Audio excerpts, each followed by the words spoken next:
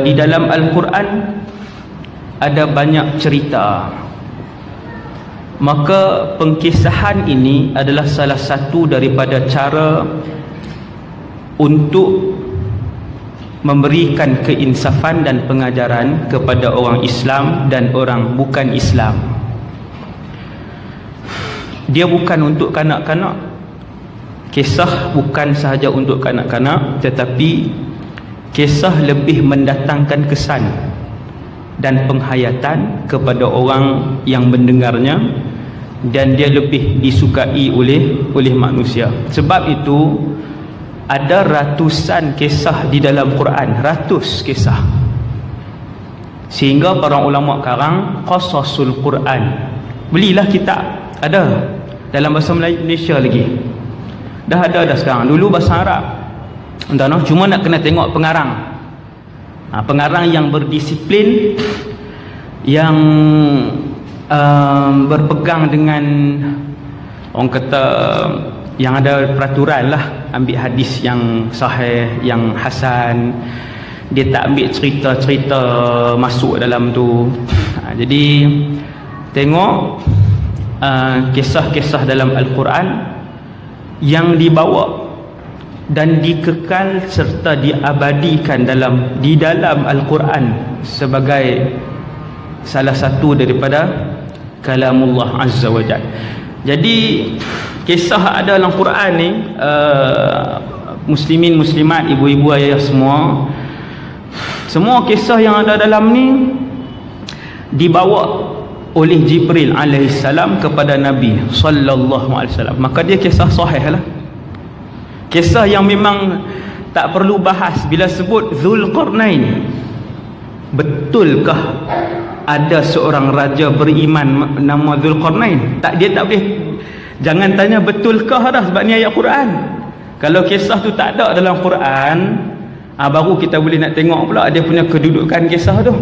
Adapun kisah ni Zulkarnain, Ya'juj wa Ma'juj, kisah-kisah ni apabila dia diceritakan dalam Quran, maka dia adalah mutawatir. Kalau engkar boleh jadi kufur. Nah, bukan engkar satu kisah, satu huruf dalam Quran. Kalau kita anggap dan kita beriman, kita yakin kata tak ada satu huruf, alif lam mim, kita kata alif naknya ditambah.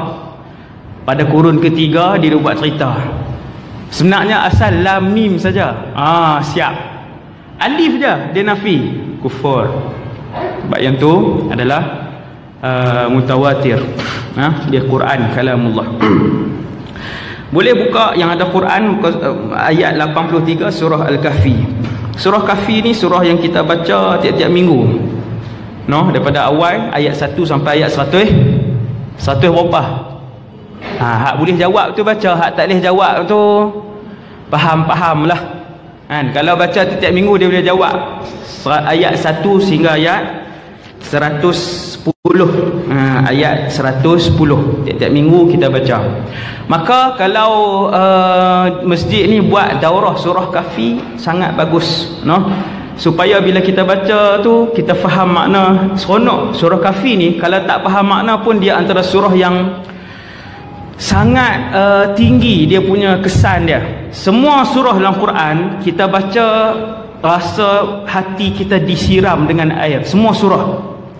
Tapi dia ada surah-surah yang tertentu, surah Maryam, surah Kahfi, surah Yasin, surah Fatihah. Ni antara surah-surah tertentu kalau kita baca dia macam 2 kali lebih terkesan lah. Dia ada rahsia dia yang tersendiri, sesuai dengan apa yang Nabi sebutkan. Sesuai apa yang Nabi sebutkan. Jadi kisah Zulkarnain dengan Ya'juj Ma'juj ni bermula daripada ayat 83. A'udzubillahi minasyaitonirrajim. Kalau tak ada Quran terjemahan, buka Quran yang ada dalam handphone tuan-tuan. Kok dia duduk tepi game Clash of Clans ke Quran tu kan. Kan game banyak kita download, takkan Quran tak ada. Ada orang saya suruh buka ni, kita buka lah Quran dalam ni, dia kata tak ada. Ambil handphone dia tu, dia game ada 3-4 kan. Quran tak ada. Sekarang ni boleh boleh download Muslim Pro antaranya yang mudah lah sekali dengan terjemahan. Boleh buka daripada situ. Ayat 83. A'udzubillahi minasyaitonirrajim. Wa yas'alunaka 'an dzil qarnain. Qul sa'atlu 'alaikum minhu dzikra. Mereka akan bertanya kepadamu wahai Muhammad tentang Zulqarnain. Katakanlah, aku akan bacakan kepadamu cerita tentangnya. Zulqarnain dia tak hidup. Zulqarnain tidak berjumpa dengan Ya'juj wa Ma'juj. Sekejap kita akan sebutkan secara terperinci. Bila dia sebut di sini, tuan-tuan tengok tafsir, mereka akan bertanya kepadamu. Mereka ni ialah orang-orang Quraisy Mekah. Satu hari ayat ni turun ketika Nabi masih lagi di kota Mekah lah, tuan-tuan. Sebab tu tuan-tuan boleh tengok, dalam ni dia tak sebutkan. Kita tengok di belakang.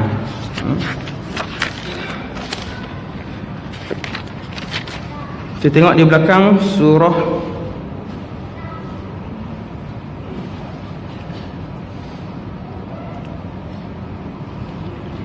Al-Kahfi, Makkiyah. Dia akan tulis surah Al-Kahfi ni Makkiyah, bermaksud dia diturunkan sebelum hijrah. Mereka bertanya kepadamu, iaitu mu tu Nabi Muhammad. Yas'alunaka, ka, tuan-tuan tengok kan dalam Quran kan, ka tu kamu tu wahai Muhammad. Mereka akan bertanya tentang Zulqarnain. Ketika Nabi berdakwah di Mekah 13 tahun. Nabi dakwah di Mekah 13 tahun. Di Madinah 10 tahun. 13 campur 10, 23. Tempoh menjadi Rasul 23 tahun. Maklumat ni balik tanya anak masing-masing. Ni saya balik tanya anak masing-masing. Panggil anak, tanya sirah. Berapa lama Muhammad SAW menjadi Rasul? 23 tahun. 13 di Mekah, 10 di Madinah. Waktu menjadi Rasul di kota Mekah, segala jenis cacian, segala jenis maki, pukul, tangkap sahabat, seksa, bunuh, berdebat, tawarkan dengan tawaran dunia, wanita, kekayaan, menjadi Raja Mekah dan sebagainya, macam-macam. Kesemuanya tewas. Sampailah mereka mempelakwa kepada Nabi Muhammad macam inilah. Kami sembah Tuhan kamu setahun dan kemudian kita sembah Tuhan kami pula setahun. Nabi kata tidak sama sekali. Okey, tak boleh setahun, 6 bulan. 6 bulan kita sembah Allah, 6 bulan lagi kita sembah berhala-berhala kami. Tak boleh sebulan, tak boleh seminggu, tak boleh sampailah sehari. Akhirnya Allah Ta'ala turunkan, qul ya ayyuhal kafirun la a'budu ma ta'budun. Jawab wahai Muhammad. Qul ni apa? Jawab wahai Muhammad. Bagi tahu wahai Muhammad. Beritahu kepada mereka Muhammad. Katakan kepada mereka wahai Muhammad. Tu qul, tuan-tuan duk baca tu. Qul huwallahu ahad. Katakan kepada mereka wahai Muhammad, huwallahu ahad. Qul ya ayyuhal kafirun. Apabila mereka menawarkan kepada Nabi untuk sembah sehari, 2 hari, sebulan, setahun, la a'budu ma ta'budun. Aku takkan sembah apa yang kalian sembah. Sampai ayat akhir kali, lakum dinukum waliyadin. Kalian agama kalian, kami agama kami. Tiada kompromi. Jadi Quraisy cuba semua jenis percubaan, tak berjaya. Siapa baca sirah dia boleh tengok bagaimana Quraisy setiap hari mereka akan cipta senjata apa untuk menghancurkan perjuangan dakwah yang dibawa oleh Rasulullah. Tiap-tiap hari, setiap hari. Sampai satu hari Quraisy kata macam ni, kita pergi jumpa dengan ulama-ulama Yahudi dan Nasrani. Tanya ulama Yahudi dan Nasrani soalan-soalan yang Muhammad tak boleh jawab. Ataupun kita tanya mereka, ulama-ulama ni, apa kita nak tanya Muhammad? Kenapa pemimpin Quraisy kata kita kena pergi? Sebab di Mekah tak ada orang Yahudi dan Nasrani. Tak ada. Kalau ada pun tersangat ganjil, seperti Waraqah ibn Naufal, sepupu kepada Sayyidatina Khadijah bintu Khuwailid. Dia ni menghafal Taurat dan Injil. Dia duduk di Mekah, tapi jarang sangat. Kemudian tak ada dah ulama-ulama Yahudi Nasrani, tak ada di kota Mekah, kena pergi Madinah. Maka 2-3 orang pemimpin, 3 orang pemimpin Quraisy di Madinah jumpa ulama-ulama Yahudi dan Kristian, Nasara, tanya, kami nak buat macam mana dengan Muhammad ni? Lalu ulama-ulama Kristian dan Yahudi kata, tanya kepada Muhammad. 3 soalan yang terdapat di dalam kitab Taurat dan Injil, hanya para nabi mengetahuinya. Ini benda yang menarik. Hadis-hadis ni yang menarik. Daripada sini, daripada hadis-hadis sahih ni, kita dapat tahu tentang beberapa isi kandungan Taurat dan Injil yang sama dengan Quran. Yang sama dengan Quran. Antaranya yang ni, hadis ni. Dan banyaklah lagi. Yang tu boleh buat tajuk ceramah. Kandungan Taurat dan Injil yang sama dengan Quran berdasarkan hadis sahih. Tajuk tu. Jadi mereka pergi jumpa dengan ulama-ulama Kristian Yahudi ni. Apa kami nak tanya? Maka ulama Yahudi dan Kristian kata, ada 3 soalan hanya Rasul saja yang mengetahui. Kalau dia boleh jawab, fahuwa nabiyyun mursal, maka dia pasti seorang nabi. Tetapi kalau dia tak boleh jawab, Muhammad tak boleh jawab, fahuwa rajulun yataqawwal, maka dia lelaki yang suka reka perkataan, suka reka cerita. Tanya Muhammad soalan pertama, an malikin tawaf, seorang raja yang berlegar-legar daripada barat ke timur dengan kerajaannya. Tanya soalan kedua kepada Muhammad, fityatin da'u fi zamanil awal, sekumpulan anak remaja yang hilang dulu ni, Ashabul Kahfi lah, kan duduk dalam gua tu lama. Dan yang ketiga, tanya Muhammad tentang ruh.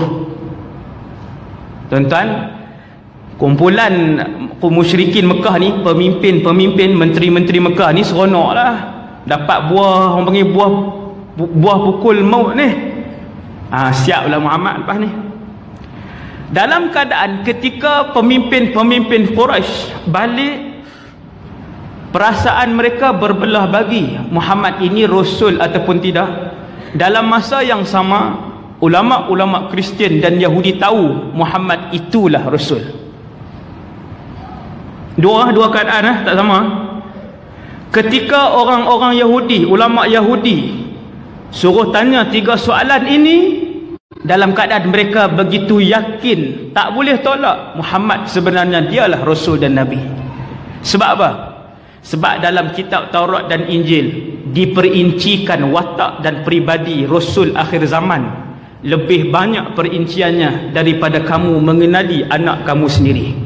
Dalam Taurat dan Injil, Nabi yang bergelar Al-Amin, Nabi yang tidak mengangkat suara, Nabi yang anak yatim, yang di belakang badannya ada tanda, dalam Taurat dan Injil. Jadi ulama Yahudi tahu Muhammad itu adalah Rasul akhir zaman, tetapi keta'assuban, fanatik, membutakan daripada mereka melihat dan melafazkan kebenaran itu. Sebab tu jangan fanatik, bahaya, jangan ta'assub. Kemudian balik. Bila balik seronok lah, dapat buah mahal ni kan. Buah kilah, orang Kedah panggil buah kilah.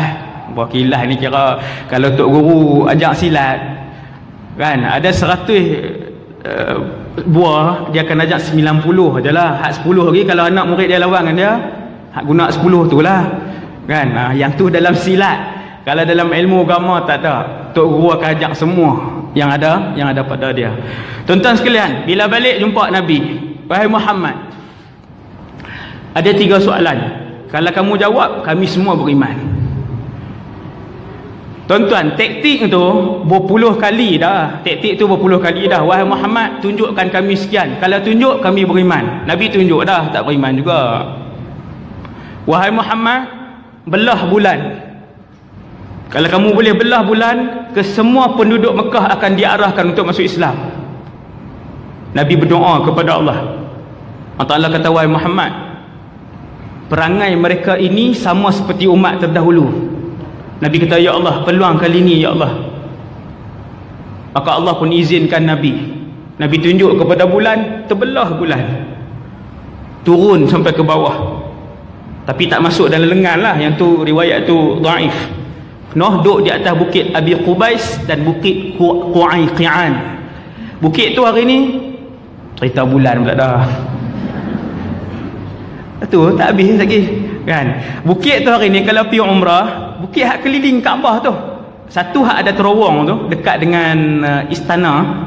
Dekat dengan istana, ada istana tu kalau tuan-tuan perasan hak panjang tu, istana kan, keluar Kuk Marwah. Keluar Kuk Marwah, nampaklah istana tu. Itu bukit Abi Qubais, Qu'ayqi'an belah sini, di situ.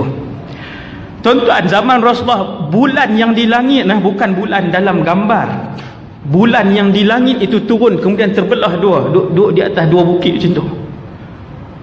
Habis tengok tu, pemimpin-pemimpin Quraisy tengok, kemudian naik balik sambung. Dia berkata, hebat sihir Muhammad, hebat. Tak masuk Islam juga. Sama lah dengan soalan ni. Wahai Muhammad, kami ada 3 soalan. Kalau jawab, kami semua masuk Islam. Tuan-tuan, ketika itu Rasulullah tidak ada jawapan kerana wahyu ini belum turun lagi. Quran turun 23 tahun. Al-Quran turun 23 tahun, sebanyak 6,000 ayat ni, 6,000 lebih ni. 6236 ataupun 6666 ni selama 23 tahun. Dia bukan turun serentak. Daripada langit pertama tu, kadang dia turun 2 ayat, kadang dia turun 80 ayat, kadang satu surah, kadang macam tu. Kadang tak habis lagi surah ni, esok turun surah lain pula. Maka Nabi akan beritahu kepada sahabat, surah ni sambungan yang surah semalam. Nabi akan beritahu, surah ni surah sekian-sekian. Jadi bila tak ada jawapan lagi, tuan-tuan yang dirahmati Allah, Nabi jawab kepada pimpinan-pimpinan Quraisy ni. Nabi kata, esok aku jawab, tanpa Nabi sertakan insya-Allah. Subhanallah, kita pun sama juga, sebut insya-Allah. Jadi Nabi dengan penuh keyakinan, dengan penuh harapan. Wahyu kan selalu, lepas tu wahyu Jibril selalu turun. Wahyu ni berhenti selepas wahyu pertama sahaja. Waktu Nabi turun daripada Gua Hira tu, dapat Iqra di atas tu, dapat Iqra, kemudian fataral wahyu, wahyu terhenti.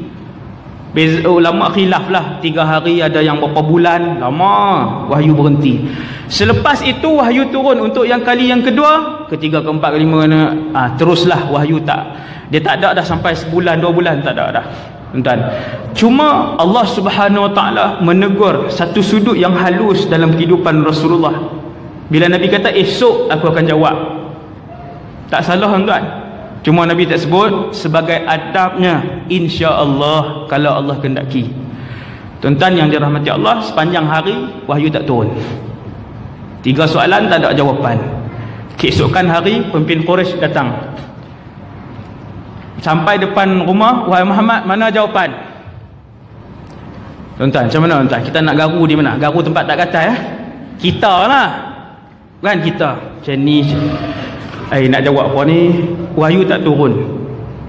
Esok aku beri jawapan. Kita menghadapi cabaran. Waktu tu Rasulullah menghadapi cabaran dari sebuah kerajaan. Di belakang kerajaan itu adalah penduduk kota Mekah, yang kalau Nabi jawab, waktu tu Nabi dengan husnuzannya, dengan baik sangkanya ke semua penduduk Mekah akan masuk Islam. Seharian Nabi tunggu, hari kedua seharian Nabi tunggu. Bayang tengok, seharian. Kita nak jumpa orang ni, kawan kita kata esok aku beri jawapan, esok aku beri jawapan, tak ada jawapan.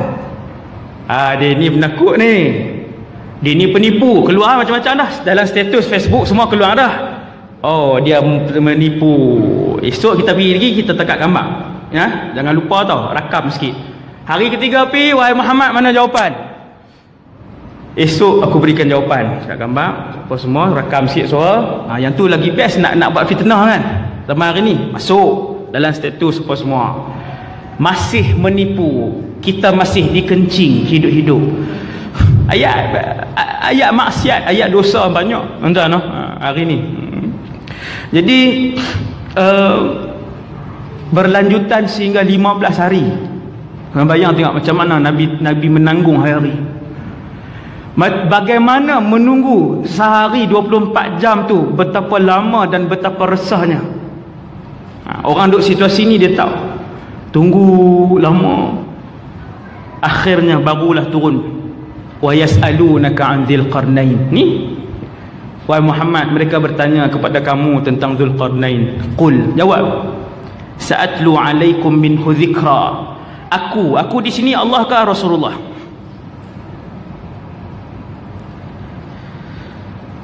Aku di sini Allah ke Rasulullah? Wahai Muhammad, bagi tahu. Sa'atlu, Rasulullah lah aku.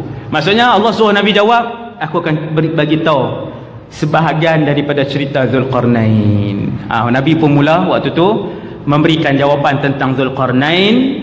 Jawapan yang kedua ialah berkaitan dengan pemuda-pemuda beriman. Pemuda no, masya-Allah kan. Pemuda beriman hebat depa, walaupun tak payahlah saya masuk cerita tu pula. Dan kemudian yang ketiga, wa yasalunaka 'anir ruh. Qulir ruhu min amri rabbi. Wahai Muhammad, ruh adalah rahsia Tuhan. Tak ada siapa tahu ruh. No? Kita pun bila kita akan tahu tentang roh? Ketika hari kita dikeluarkan oleh malaikat maut daripada tubuh badan kita, lalu diletakkan roh di atas tangannya. Fi yadihi, Nabi kata dia letak roh atas tangan dia. Waktu tu kita nampak roh. Hak selama ni Allahu Akbar, macam benda macam-macam lah yang akan kita tengok. Kemudian kata Allah, wahai Muhammad, bagi tahu kamu akan cerita sebahagian daripada tentang Dzulqarnain. Apakah cerita tentang Dzulqarnain? Satu, namanya dalam Quran hanya disebutkan Dzulqarnain. Kesemua cerita dalam Quran Allah datangkan cerita untuk kita ambil pengajaran. Cukup. Dia lahir di mana, kalau menengah tang mana, ambil PhD apa, tak ada PhD ke ada, ceramah banyak ke, masuk TV ke dah. Hak tu tak payah tahu tuan-tuan. Keseluruhan cerita dalam Al-Quran adalah untuk diambil ibrah ataupun pengajaran. Cukup kita tahu apa orang tu lakukan dan apakah balasan Allah kepadanya. Selesai. Sebab tu kita tak tahu bahkan nama dia yang betul tak ada siapa tahu. Dzulqarnain. Sehingga kan bila sahabat tanya, ya Rasulullah, akana nabiyan am wali? Apakah Dzulqarnain ni nabi, rasul ataupun dia seorang wali, orang saleh, waliullah, orang saleh? Nabi kata, aku pun tidak mengetahui apakah dia nabi ataupun dia seorang wali. Maksudnya di situ khilaf. Yang ijma' apa? Yang ijma'nya Dzulqarnain ini satu, dia seorang raja, dan ijma'nya dua, dia seorang yang saleh, orang baik tuan-tuan, orang saleh. Tuan-tuan ingat senang nak sampai tahap seorang saleh? Allahu Akbar. Satu orang yang saleh, yang disayangi oleh Allah, bukan calon-calon orang kita nak sebut. Ulama hari ni nak sebut dia saleh pun tak berani nak sebut. Apakah benar saleh di sisi Allah Subhanahu wa taala? Kita tak tahu, no? Dzulqarnain satu orang raja manusia, raja yang Allah sebut dia orang soleh, no? Orang soleh. Jadi tuan-tuan yang dirahmati Allah, benda pertama kita faham ni ibrah ni, hak cerita hari ni, ini pengajaran dia nombor satu antara pengajaran yang besar yang kita dapat daripada ayat pertama ni. Bila Allah sebut wa yasalunaka 'an dzil qarnain, kata para ulama tafsir, apabila kamu melihat Allah mengabadikan sesuatu nama ataupun sesuatu sosok tubuh seseorang di dalam Al-Quran, maka ketahuilah orang itu sama ada terlalu hebat ataupun terlalu jahat. Yang biasa-biasa macam kita ni tak ada. Nah, hak kadang baca Quran sejuzuk, kadang 3 muka, kadang sedekah 50, kadang RM5. Ni hak biasa-biasa ni tak ada lah dalam Quran. Kata para ulama tafsir, di dalam Quran apabila kalian jumpa satu nama, sama ada dia ni sangat hebat ataupun orang biasa. Nah, tiba-tiba Allah sebut anjing dalam Quran yang mengiringi Ashabul Kahfi. Kata ulama tafsir, apa yang kalian faham? apabila Allah menyebut beberapa kali anjing yang mengiringi Ashabul Kahfi, dan sedangkan anjing itu bukan anjing peliharaan mereka, para ulama kata itulah hebatnya apabila bersahabat dengan orang-orang saleh. Dia pun dapat kedudukan tersebut. Kerana apa? Kerana bersahabat dengan orang saleh. Dan itulah hebatnya orang saleh apabila mereka tidak mendapati kawan mereka di atas dunia dulu, lalu mereka akan mengadu kepada Allah, ya Allah, kami ada satu orang kawan dulu puasa dengan kami, datang belajar dengan kami, selalu pergi belajar dengan kami, melakukan kebaikan dengan kami, tetapi hari ini dia tidak dikurniakan olehmu ya Allah untuk masuk syurga. Lalu Allah perintahkan dengan syafaat kawan-kawan soleh ni untuk dikeluarkan kawan hak duduk dalam neraka tadi. Suhbatu as-salihin, berkawan rapat, bergaul mesra dengan orang soleh. Entah ni tajuk orang soleh. Zulqarnain, seorang raja yang soleh. Senang ke nak jumpa tuan-tuan maharaja yang soleh? No? Ada ratusan raja Islam hari ni, senang jumpa ke seorang raja yang soleh? Jadi Zulqarnain pula dah raja soleh pula, berapa banyak kekayaan dia, pemerintahan dia daripada barat ke timur. Dalam sejarah Islam ada 4 orang lelaki yang memerintah barat ke timur, 2 Islam dan 2 tidak Islam. Dalam sejarah Islam, dalam sejarah manusia ada 4 lelaki yang memerintah daripada barat ke timur. 2 Islam, Nabi Sulaiman alaihissalam dan juga Zulqarnain ni. Dan 2 yang tidak Islam, Namrud dan juga Bukhtanasar. Yang ni ulama sejarah sebut. Saya tak nampak pula Bukhtanasar ni, saya tak pernah tengok cerita tentang hidup dia, saya pun tak tahu. Cuma pernah dengar Bukhtanasar. Bahasa Inggeris nama disebut macam mana saya tak tahulah. Jadi 2 yang Islam yang pemerintahannya barat ke timur, Nabi Sulaiman dan juga ni tuan kisah pada tengah hari ni, iaitulah Zulqarnain. Tuan-tuan bayang tengok, manusia apabila bertambah ilmunya, sebahagian mereka akan bertambah takaburnya. Sebahagian kecil kan, sebahagian besar? Sebahagian besar. Manusia apabila bertambah populariti dan pangkatnya, maka bertambahlah takaburnya. Kebanyakan manusia apabila bertambah kekayaannya, maka bertambah jauhlah dia daripada Allah dan bertambahlah takaburnya. Tuan-tuan, bila tambah popular, bila tambah pangkat, bila tambah harta, bila makin segak, bila makin kacak, majoriti manusia lebih jauh daripada Allah dan tambah takaburnya. Maka begitu sekali hebat Zulqarnain dalam keadaan Allah menjadikan dia seorang raja yang pemerintahannya daripada barat ke timur, mengekalkan dia sebagai seorang yang saleh di atas muka bumi Allah ketika itu. Sehingga ulama kata dia, sebahagian ulama kata dia ni seorang nabi, tetapi nabi yang bertakwa kepada Allah. Bukan senang tuan-tuan. Berapa banyak kita tengok orang makin alim, makin takabur, dia bercakap wal'iyadzubillah. Sebab tu dalam syurga Nabi sebut apa dia? Aktsaru ahlil jannah, kebanyakan ahli syurga orang kaya ke orang miskin? Orang miskin. Jaga-jaga orang kaya, jaga-jaga orang kaya. Tunjuk ke saya sekali lah. Betul, aktsaru ahlil jannah, kebanyakan. Rasulullah sebut, aku melihat kebanyakan penduduk syurga adalah di kalangan miskin-miskin yang tidak dikenali oleh orang. Miskin semua. Sebab apa? Sebab si kaya ni makin tambah duit dia, makin banyak duit dia, makin takabur dia dengan Allah. Wal'iyadzubillah. Jadi hati-hati. Kuota kita semakin kecil kan. Tuan-tuan yang dirahmati Allah sekalian, itu Zulqarnain. Subhanallah. Sebab tu bila baca Quran, salafus soleh dulu bila baca Quran, dia bahagikan kepada 2. Sebahagian mereka bacaan yang harian 5 juzuk, kemudian bacaan tadabbur. Bacaan tadabbur ni tak banyak, saya tak ingat dah ada seorang salafus soleh baca kan. Saya baca banyak semua, ada seorang salafus soleh dia bahagikan 2. Bacaan biasa tartil yang banyak ni 5 juzuk khatam, 3 juzuk khatam gitu. Dan ada satu lagi jenis bacaan, iaitulah bacaan tadabbur. Apa bacaan tadabbur? Bacaan sambil menimbulkan perasaan takut kepada siksa, menimbulkan perasaan mengharapkan pengampunan dan redha Allah. Bacaan yang menimbulkan pengajaran dan keinsafan. Itu bacaan tadabbur.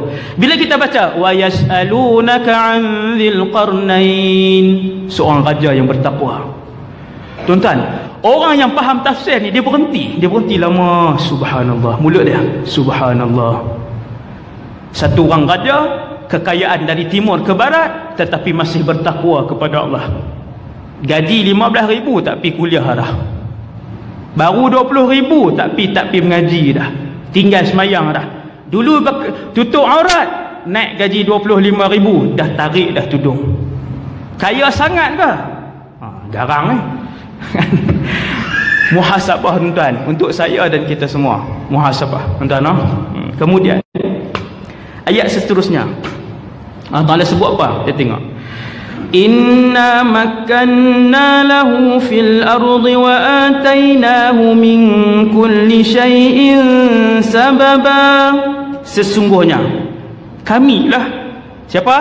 Kami. Siapa kami? Allah. Tuan-tuan nampak? Makkanna, na tu kami. Kami tu Allah.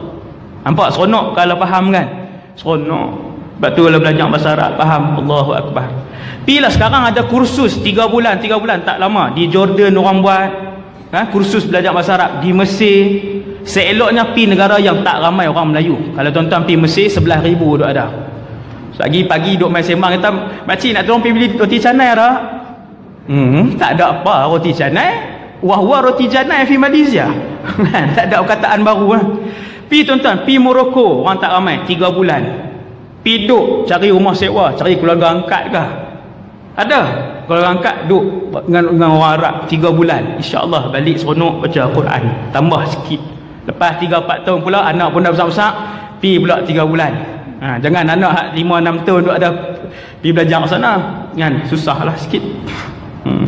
Tuan-tuan, kami, sesungguhnya kami telah memberi iaitu Allah kekuasaan kepadanya di muka bumi, kepada Zulkarnain. Di mana Allah bagi kuasa? Di atas muka bumi. Siapa yang bagi kuasa? Allah yang bagi kuasa. Ingat, besar mana jawatan kita, banyak mana populariti kita, kesemua itu di atas kurniaan 100% daripada Allah Subhanahu wa ta'ala. Berapa banyak kerajaan yang dahulunya menguasai alam ini, tetapi hari ini hanya tinggal bangunan dan debu-debu saja pada bangunan itu. Tak ada seorang pun keturunan dia yang mewarisi kerajaannya itu. Fir'aun ketika mana dia membina bangunan, satu menara Fir'aun bina, tinggi menara tu lebih kurang 11 batu. 11 batu berapa kilometer? 16 kilometer. Bukan KL Tower. Menara hari ni Burj Khalifah paling tinggi pun 980 meter lebih kurang, tak sampai 1 kilo pun. Canggihnya bangunan zaman Fir'aun, canggihnya bangunan ketika tu tuan-tuan. Sebab tu Allah kekalkan piramid untuk kita tengok dan berfikir betapa maju teknologi pembinaan pada zaman Fir'aun, lebih maju pada zaman kalian. Akan tetapi hari ini seorang pun dari keturunan Fir'aun tak ada yang mewarisi kekayaan dan kerajaan dia. Sekali dia kejar Nabi Musa, dia buat kurang 500,000 tentera untuk kejar Nabi Musa yang berapa ratus orang tu. 500,000 sekali dengan Fir'aun, akhirnya tenggelam. Tuan-tuan nak bagi apa? Nak beritahu apa? Allah SWT nak beritahu kepada saya dan kita semua, inna makkanna lahu fil ard. Kami yang bagi. Siapa yang pegang kuasa, siapa yang pegang jawatan dalam masyarakat, inna makkanna lahu. Ataupun nak ayat lain, tu'til mulka man tasha wa tu'izz wa tanzi'ul mulka mimman tasha. Kami yang memberikan kerajaan dan jawatan kepada siapa yang kami kehendaki. Wa tanzi'ul mulka mimman tasha, dan ketika kami kehendaki kami tarik kerajaan dan kekuasaan itu. Allah Subhanahu wa taala. Dulu di Semenanjung ada apa? Ada Kesultanan Kerajaan Islam Melaka. Sikit punya masyhur ke tuan-tuan tu kerajaan Islam Melaka. Ada undang-undang Islam tuan-tuan, undang-undang berkanun, ada hudud, dah ada ta'zir, ada buku dah pada zaman tu. Dah ulama zaman tu dah karang dah undang-undang dan sebagainya. Surat-surat daripada kerajaan Melaka sampai ke Jepun sana. Kerajaan Jepun hantar surat tu, dia photostate berapa line surat tu dihantar ke sini. Subhanallah. Besar kerajaan tu, kuat kerajaan ketika itu, kaya kerajaan ketika tu. Hari ni tuan-tuan, Melaka sultan pun dah habis dah. Cuba tengok punya gemilang pada zaman itu. Kita kalau hidup pada zaman tu kita kata, "Hai, yang ni kerajaan ni takkan hilang lah." Seperti mana kita duk ulang hari ni, takkan hilang Melayu di dunia. Tak hilang ke? Wallahu alam. Hari ni baru 50 tahun. Selepas 300 tahun masih ada lagi kerajaan Melaka apa semua kan. Subhanallah, kerajaan yang hebat. Kerajaan Kedah tua sama, kerajaan yang hebat. Kerajaan Islam di Terengganu tak ada juga. Tu'til mulka man tasha wa tanzi'ul mulka mimman tasha. Siapa yang bagi? Allah. Siapa yang memilih Zulkarnain untuk menjadi raja yang memerintah dari barat ke timur? Inna makkanna lahu fil ard. Kami, kata Allah. Nampak tuan-tuan? Insaf kita tengok Allahu Akbar, betul-betul atas pilihan Allah. Kalau Tuhan tarik, esok hilang kerajaan tu, esok hilang kerajaan tu. Nah, okey, kemudian dan kami telah memberikan kepadanya tu Zulkarnain jalan untuk mencapai segala sesuatu. Tuan-tuan yang dirahmati Allah, kerajaan Zulkarnain ni dia ada seluruh kelengkapan. Mereka ada kekuatan keuangan, mereka ada jumlah tentera yang besar, kawasan pentadbiran mereka luas. Sebab tu sekejap lagi kita tengok 3 journey, 3 rahilat, 3 perjalanan Zulkarnain bila dia bawa bala tentera dia bersama keseluruhan pakar-pakar yang dia miliki, keseluruhan ulama-ulama yang ada dalam kerajaan dia akan bawa berjalan sekali. Bila dia sampai satu tempat, orang di tempat tu kata apa? Qulna ya Zulkarnain. Dia perkenal dia, wahai Zulkarnain. Kerana itu kawasan jajahan dan pemerintahannya barat ke timur. Kata Allah, kerajaan Zulkarnain mempunyai seluruh kelengkapan. Tentera dia yang paling kuat, ekonomi dia yang paling kukuh, duit dia yang paling banyak, perbahandaraan negara dia yang paling banyak. Ini maksud dia min kulli syai'in sababa. Kami berikan kepadanya ke semua kemampuan itu. Fa'atba'a sababa. Maka dia menggunakan ke semua kemampuan tersebut. Ayat 86. Saya baca terus terjemahan dia, ataupun kita tengok supaya ibu-ibu ayah-ayah balik bila baca surah Kahfi seronok kita tengok ni. Hatta idza balagha maghribasy syamsi wajadaha taghrubu fi 'ainin hami'atin wa wajada 'indaha qauman. Qulna, tengok dia panggil apa? Ya Dzal Qarnain, imma an tu'adziba wa imma an tattakhidha fihim husna. Yang ni adalah perjalanan pertama Zulkarnain bersama dengan pasukan tenteranya yang besar. Zulkarnain, tuan-tuan, raja yang soleh ni, kalau dia berjalan bukan saja tentera dia bawa juga kekayaan, dia bawa juga seluruh kepakaran.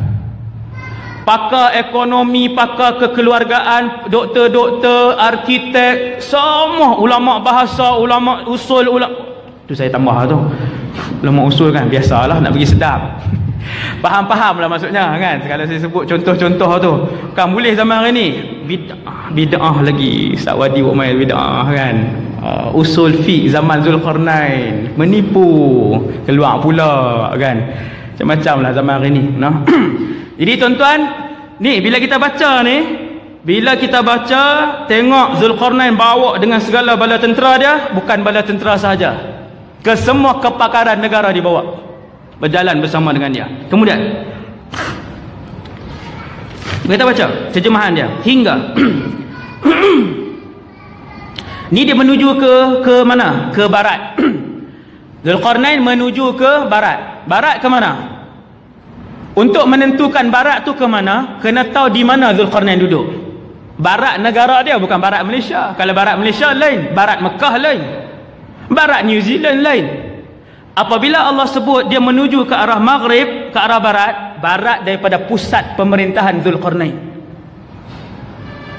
Dekat sini tak ada nas yang jelas, yang qat'iyyud dilalah. Nas yang jelas dia punya pendudukan dia tak ada. Bahkan di mana pusat pemerintahannya, wallahu alam. Pada zaman siapa Zulkarnain? Imam Bukhari ada bagi signal sikit dalam buku dia, dalam Sahih Bukhari, ketika mana dia menyusun 7 kisah dalam Sahih Bukhari, bermula daripada kisah Nabi Adam sekian. Kemudian Imam Bukhari meletakkan cerita Zulkarnain ini pada zaman Nabi Ibrahim alaihissalam. Kerana di sana ada beberapa hadis bahwasanya Zulkarnain hajja masyian, dia menunaikan haji berjalan kaki, masuk dalam Masjidil Haram, dia jumpa Nabi Ibrahim, fasafahahu.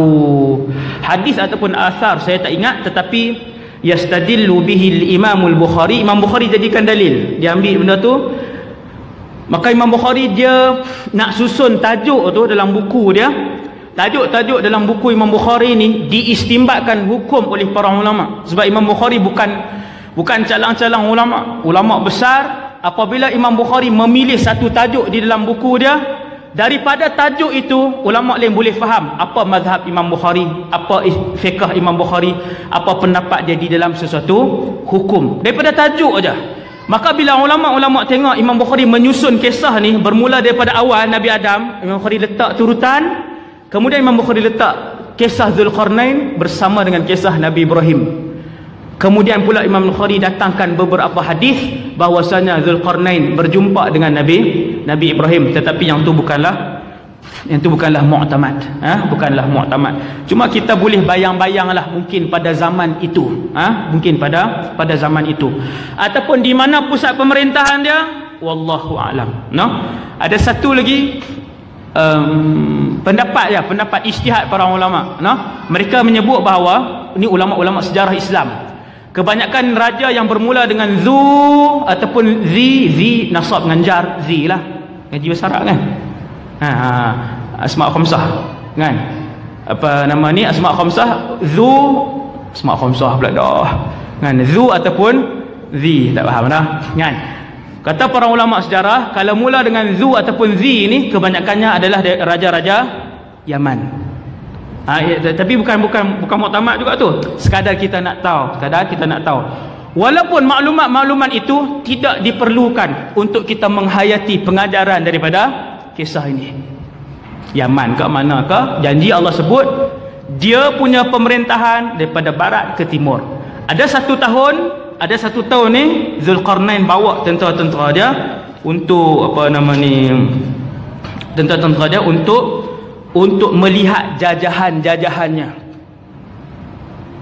Ni raja yang bekerja tuan-tuan, dia tak duduk saja. Ini raja yang akan bertanggungjawab di hadapan Allah Subhanahu Wa Taala. Tuan-tuan, jadi pemimpin ingat senang. Ada sahabat Nabi kata jangan. Innaka mru'un dha'if. Kamu tak mampu dalam bidang kepimpinan ni, kata Nabi kepada seorang sahabat. Jangan.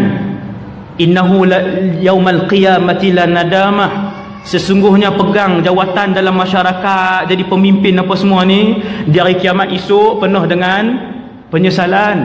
Kamu tak mampu, aku tengok kamu lemah. Tuan, disoal, benda ni akan disoal.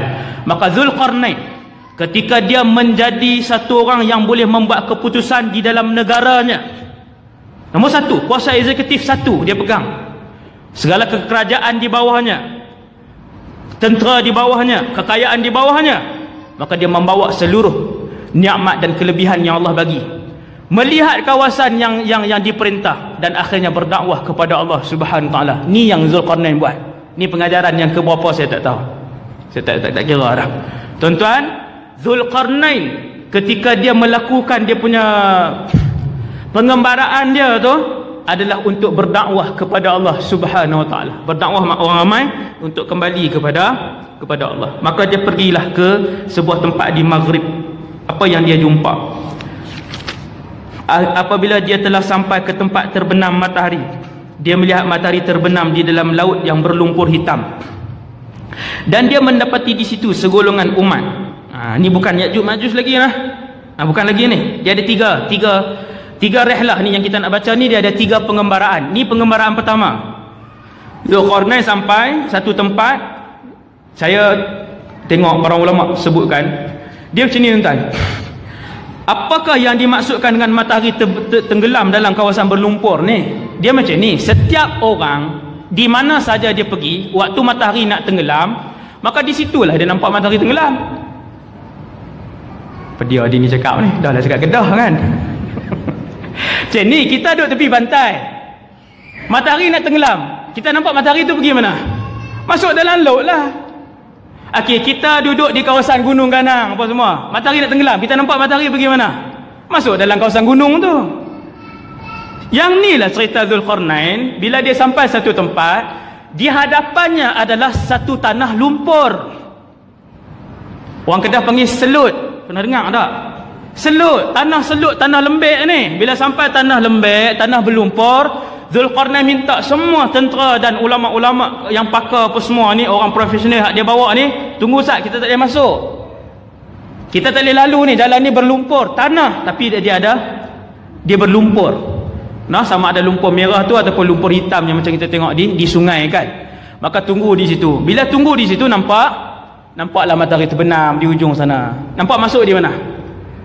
Masuk dalam kawasan tanah berlumpur hitam tu lah. Ini yang disebut oleh para ulama. Jadi melihat matahari terbenam dalam bukit, ke dalam lautan, ke dalam lumpur hitam, itu adalah berdasarkan di mana kita pada waktu itu. Kita duduk di kawasan apa? Jadi ketika rehlah ke barat ini, Zulkarnain dan tentera-tenteranya, kerajaannya berada di depan kawasan lumpur hitam yang sangat luas terbentang. Maka ketika itulah nampak matahari itu turun di situ. Dan ada terjemahan lain lagi, tafsiran lain yang saya rasa tak perlu bawa lah. Kita faham yang tu, dah selesai. Kemudian apa berlaku? Maka jumpalah di situ satu kawasan penempatan yang besar. Di situ adalah berapa kampung apa semua. Maka pasukan Zulkarnain pun kata, qulna, kami berkata, hai Zulkarnain, kamu boleh menyiksa atau boleh berbuat kebaikan terhadap mereka. Siapa dia mereka ni? Orang yang Zulkarnain jumpa beberapa kampung yang ada di situ. Ramailah penduduk dia. Apabila satu orang raja dia raja ni dia ada pilihan untuk masuk bunuh semua, untuk masuk tawan semua, untuk masuk jadikan hamba abdi, ataupun untuk masuk sebarkan Islam. Tengok apa Raja Saleh ni jawab. Ayat 87. Qala amma man zalama fasawfa nu'adzibuh. Adapun orang yang zalim, maka kami kelak akan mengazabnya. Thumma yuraddu ila rabbih fayu'adzibuhu 'adzaban nukra. Apa jawab Zulkarnain? Bila Zulkarnain masuk ke barat ni, satu tempat yang luas, kampung apa semua, orang tanya, wahai Zulkarnain, kita nak buat apa pada penduduk kampung ni? Kita ada pilihan. Zulkarnain kata, siapa-siapa yang ada buat salah, buat jahat, buat zalim dekat orang lain, ada rungutan kejahatan yang dilakukan oleh kelompok manakah, panggil, kita adili mereka, kita kembalikan hak kepada orang yang dizalimi. Dan kemudian dia dikembalikan kepada Tuhannya. Dan sesiapa yang orang kata yang tidak sempat diadili sebagainya, selepas dia meninggal nanti, maka Allah pula yang akan mengazabnya. Tuan faham tak ni? Saya tak boleh kontrol dah bahasa ni, macam tu je lah. Jadi bila Zulkarnain, raja yang saleh ini, dia sampai, dia kata, pergi tengok dalam kampung ni, berapa puluh kampung yang dia ada ni, tengok ada yang ditindas dan sebagainya, yang mereka tak boleh nak lawan, kita selesaikan. Kemudian yang lain yang kita tak sempat tu, nanti mereka kembali kepada Allah, Allah yang akan mengadab mereka. Itu maksud dia. Ni ayat 87 ni. Wallahu a'lam. Itu sebahagian dari tafsir dia. Saya tak boleh buat main semua tafsiran. Dia jadi satu ayat 5 tafsiran, satu ayat 3 tafsiran. Jadi panjang. Kemudian wa amma man amana wa amila salihan falahu jazaa'anil husna wa sanaqulu lahu min amrina yusra. Adapun orang-orang yang beriman dan beramal soleh, yakni tuan-tuan sekalian, Zulqarnain waktu tu dia pun mengarahkan ulama-ulamanya berdakwah, perkenalkan mereka kepada Allah Subhanahu wa taala, ajarkan kepada mereka tentang Islam. Itulah dakwah yang Nabi suruh. Kemudian siapa yang terima dakwah kita, beriman, beramal soleh, baginya pahala yang terbaik sebagai balasan, dan akan kami titahkan kepadanya perintah yang mudah dari perintah-perintah kami. Kami akan keluarkan arahan. Thumma atba'a sababa, kemudian dia menempuh jalan yang lain. Habis Zulqarnain, dia bawa kerajaan dia, kekuatan kerajaan tadi ni pergi ke barat, kemudian bermulalah perjalanan yang kedua, iaitulah ke timur. Pergi ke timur. Tuan-tuan sekalian, ada ulama-ulama Islam, ulama-ulama sejarah dan pakar-pakar geografi Islam, mereka melakar peta yang sebahagiannya berusia 1000 tahun. Peta, saya tak tahu dari segi pemetaan barat berapa lama dah peta yang mereka buat. Dalam ulama Islam sudah berusia ribuan tahun, 1000 tahun. Antaranya apa nama ni, Al-Imam Al-Qazwini, kemudian Al-Imam Mustawfi, Imam Ibn Hawqal. Ni semua imam-imam lama tuan-tuan, yang mereka bukan pakar fiqh hadis, yang pakar geografi. Kan kita ramai yang pakar muzik, ada yang pakar apa nama ni, segala jenis lah tuan-tuan, matematik, ulama bio, ulama Islam yang mula mereka apa nama ni, yang mula mencipta ni teori-teori dan nama dalam ilmu ni, ulama Islam. Jadi ada ulama Islam yang buat peta, terutamanya dalam satu buku Atlas Tarikhul Islam, Dr. Hussein Mu'nis. Tak ada terjemahan saya rasa. Atlas Tarikhul Islam, kalau yang boleh bahasa Arab, Dr. Hussein Mu'nis. Dalam tu dia ada masukkan peta-peta lama ni, usia ribuan tahun, yang dilakar oleh pakar-pakar geografi Islam zaman dulu. Hebat tuan-tuan, ulama Islam sangat hebat. Selak-selak salah satunya dituliskan peta kharitah makan, tempat Sad Ya'juj wa Ma'juj. Ijtihad tuan-tuan, ijtihad ulama-ulama geografi ni tuan-tuan. Ulama dulu, ulama Islam sebut ulama geografi, tetapi juga pakar Quran dalam ni. Tuan-tuan tengok Ibn Sina pakar perubatan, tetapi dia menguasai 4 lagi ilmu lain, antaranya ilmu agama juga. Hebat, subhanallah, hebat. Ulama, walaupun dulu ulama geografi, Quran dalam ni, ilmu hadis-hadis juga dia hafal. Dia himpunkan hadis-hadis tentang Ya'juj Ma'juj. Tengok ayat-ayat Quran, Allah sebut menuju ke mana.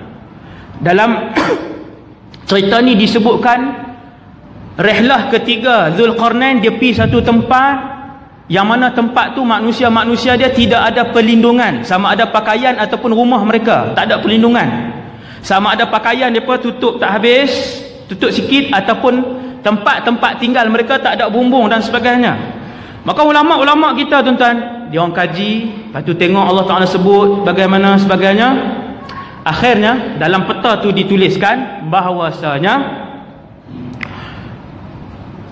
Sad ataupun tembok Ya'juj Ma'juj itu ada di utara Siberia.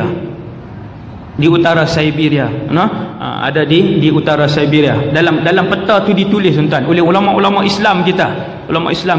Dia tunjuklah tempat tu di utara Siberia. Kenapa mereka sebut begitu? Itu adalah ijtihad mereka tuan-tuan, sekadar untuk pengetahuan sajalah.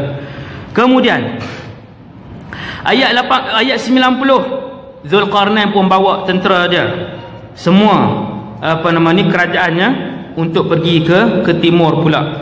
Hatta idza balagha matli'a asy-syamsi wajadaha tatlu'u 'ala qaumin lam naj'al lahum min duniha sitra.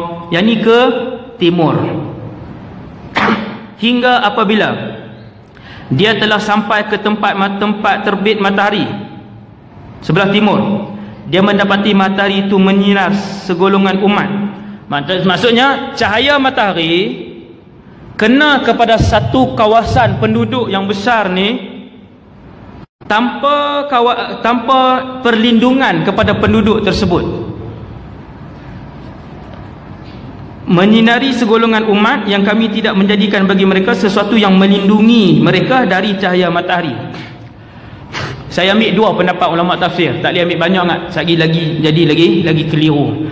Satu ulama kata Zulkarnain dan kerajaannya bergerak ke timur pula, daripada barat tuan-tuan ke timur pula. Kita kata kenderaan kau macam mana ustaz? Wallahu a'lam. Nak bukan senang tuan-tuan. Kalau berjalan 2-3 orang pun nak ke barat, ke hujung barat, kemudian ke hujung timur pula, berapa tahun ambil masa, dengan jumlah kerajaan pula, dengan tentera dia yang ramai dan sebagainya.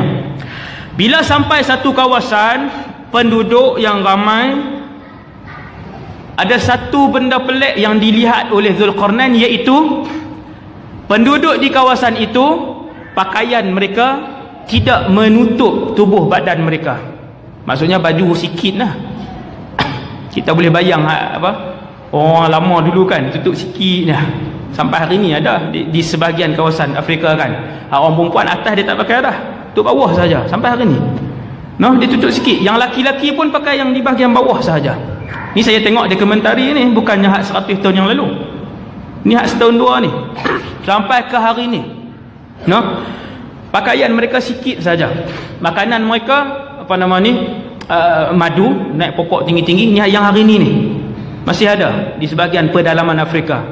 Naik pokok yang tinggi-tinggi, ambil madu kan, adalah dia tak asap lah apa semua. Tengok dokumentari itu kan. Dan makanan yang kedua, dia panah dia sumpit monyet. Kemudian kalau harimau ataupun singa tangkap apakah, dia halau singa tu. Di tempat kita singa yang kejar kita. Di tempat dia saya tengok dokumentari tu, dia yang kejar singa tu. Bawa kayu je. Dia larilah singa ni kan. Lepas tu dia pakai ambil lah binatang tu, tanggung balik makan sampai hari ni. Maka ketika mana perjalanan ke timur ini, Zulkarnain sampai di satu kawasan penempatan manusia yang luas, tubuh badan mereka tidak dilindung dengan pakaian. Situ satu. Yang kedua, ditafsirkan oleh para ulama, tempat tinggal mereka dia jadi macam kemah kosong macam tu je. Kemah macam tu, duduk atas tidak ditutup.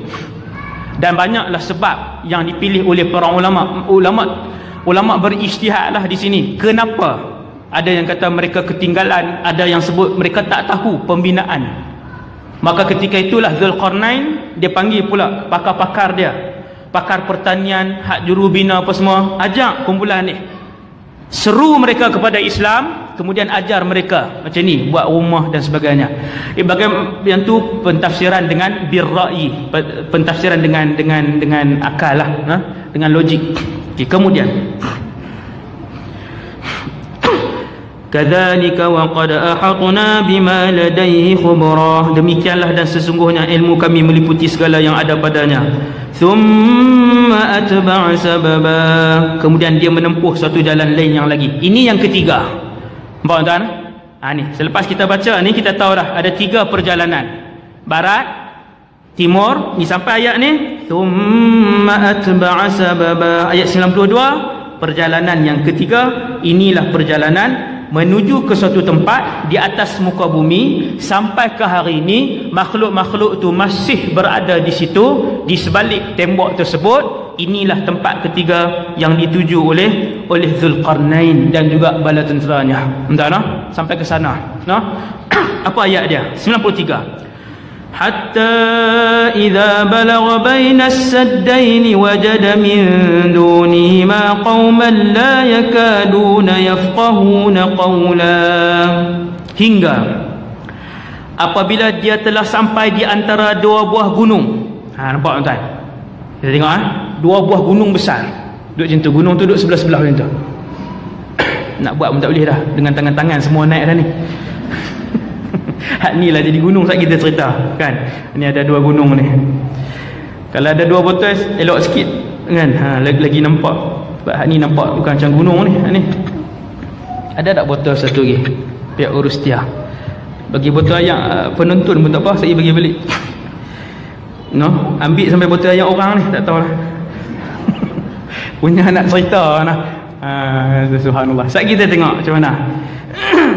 Subhanallah. Hingga apabila dia telah sampai seperti dia ni, Zulkarnain. Ni tempat ketiga.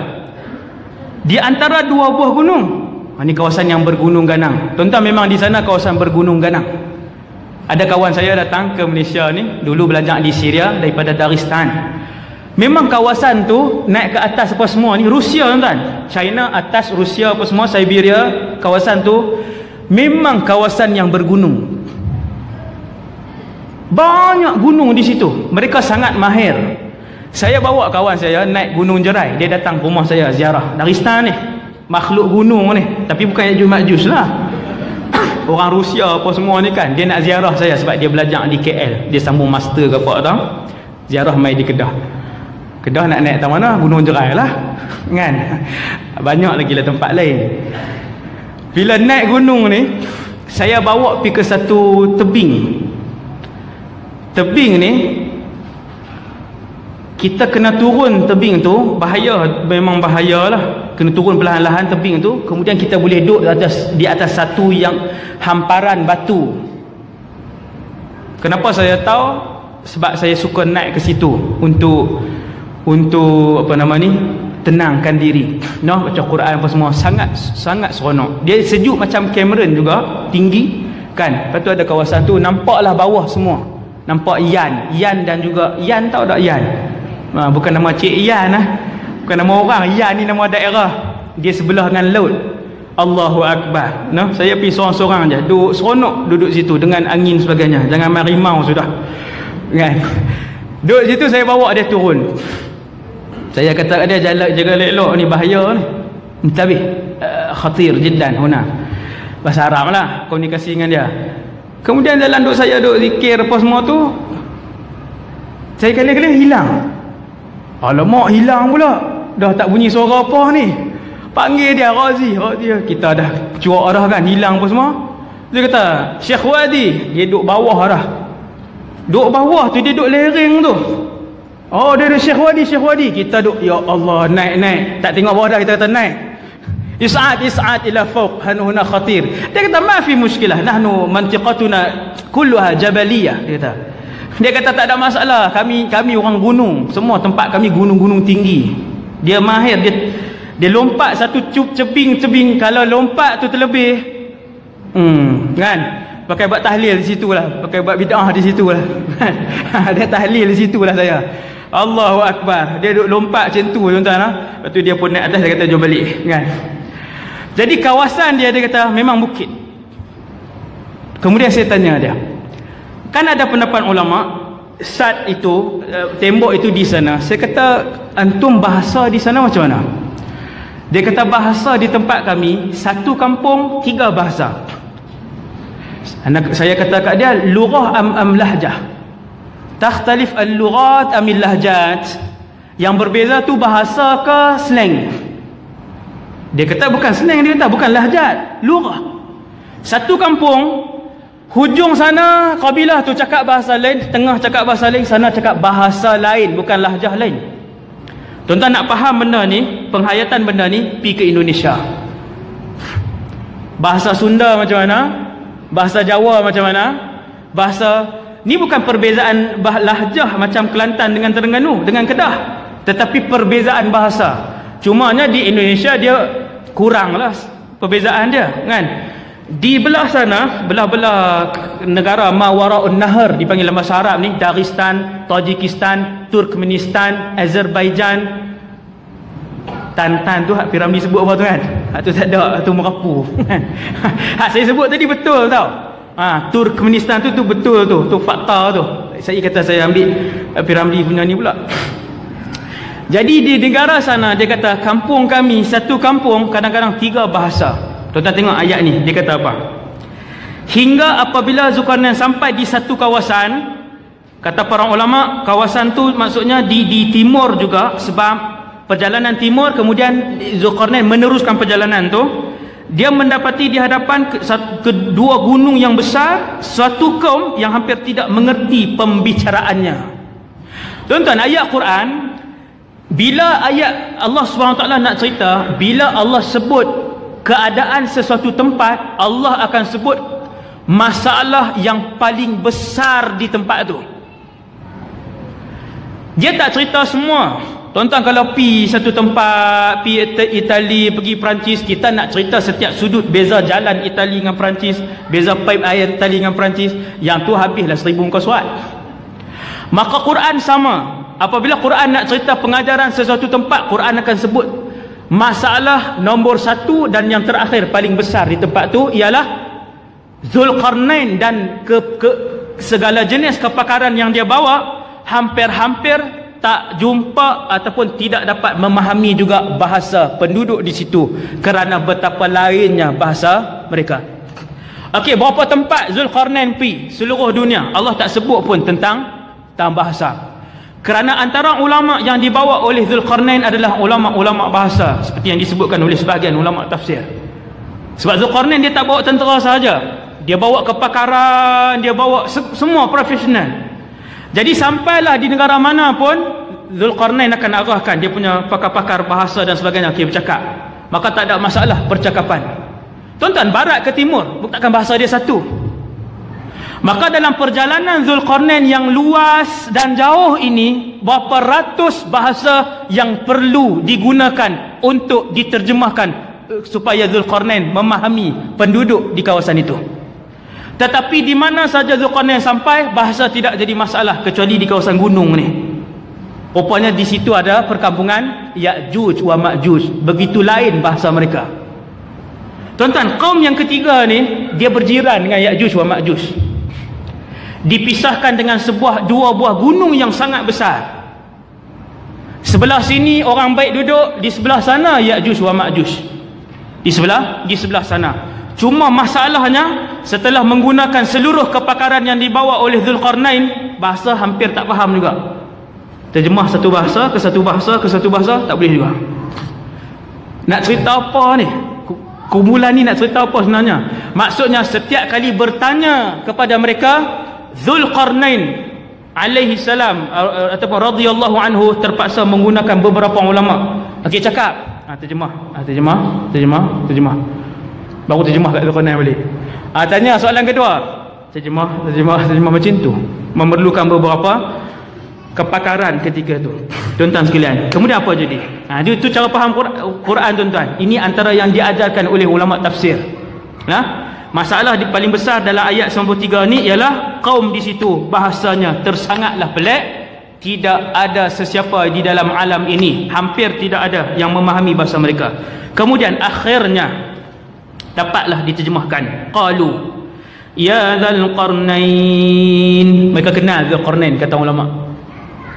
Tuan-tuan, ini bukan kefahaman saya. Saya tak bawa satu pun kefahaman saya. Kesemuanya daripada Ibnu Katsir, Qurtubi dan sebagainya. Jadi apabila penduduk ni panggil ya Dzulqarnain, mereka kenal pemerintah mereka yang ada di kawasan tu. Inna Ya'juj wa Ma'juj mufsiduna fil ard. Wahai Dzulqarnain, kami ada satu saja masalah yang paling besar. Rumah kami okey, pertanian kami tak ada masalah, kehidupan sosial kami okey, perparitan boleh okey, kehidupan seharian tak ada masalah, dan ada pun yang beriman di situ. Dan ada masyarakat yang beriman di situ. Cumanya Dzulqarnain tambah dakwah lagi di kawasan tu. Subhanallah. Dan kemudian masalah kami satu saja. Sesungguhnya ada dua kabilah, Ya'juj, Ma'juj, dua kabilah. Orang-orang yang membuat kerosakan di muka bumi. Maka dapatkah kami memberikan sesuatu pembayaran kepadamu supaya kamu membuat dinding antara kami dan mereka? Itu dia permintaan dia.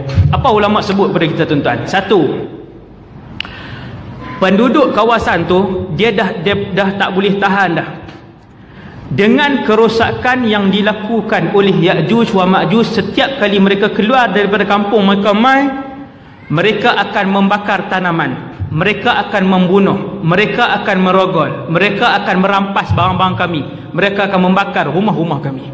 Kami tak boleh tahan dah. Dan bilangan mereka tersangatlah ramai. Wahai Dzulqarnain, boleh tak bina satu tembok yang memisahkan kami dengan mereka? Kata para ulama, gunung tu dia macam ni. Ni gunung luas lah, gunung tinggi-tinggi semua. Kemudian ada satu fathah di sini, ada satu ruang di sini tengah ni. Maka ruang di tengah ni lah, tapi tinggi lah tuan-tuan, bukannya ni kan gunung ni, gunung yang besar, gunung azim. Jadi ruang di tengah ni lah yang penduduk kawasan ni, di sebelah sini apa nama ni, Ya'juj wa Ma'juj. Penduduk di kawasan ni minta, boleh tak kami nak bayar upah? Dia nak bayar upah kepada satu orang raja yang kekayaan daripada barat ke timur. Ulama tafsir kata daripada sini kita dapat tengok IQ mereka rendah. Di sini ni penduduk ni, dia tak berapa IQ, tak, memang disebut begitu, disebut kaum bidaiyah, orang yang satu kelompok manusia yang IQ mereka rendah, sama macam Ya'juj wa Ma'juj di sini. Tapi sama-sama rendah lah IQ tu, orang yang tak ada pendedahan sebagainya. Jadi dia nak upah tuan-tuan. Dia kerajaan kecil je, dia nak upah kepada Dzulqarnain. Jadi upah tu sangatlah, orang kata apa, sangat jauh lah, benda tu sangat jauh. Kerana kekayaan di antara dua kerajaan yang kecil dan kerajaan yang sangat besar tadi ni, orang kata tak padan lah dengan RM1,000 yang kamu ada dan juga 1,000 bilion yang dimiliki oleh mereka. Nak upah 1,000, macam itulah kita kata. Ni ulama huraikan benda ni. Sama yang berlaku ketika mana Balqis ataupun pemaisuri Balqis tu, raja, ratu kan, waktu dia pergi ke apa nama ni, dia hantarkan hadiah kepada kerajaan Nabi Sulaiman. Bila Nabi Sulaiman ajak masuk Islam, dia bagi hadiah.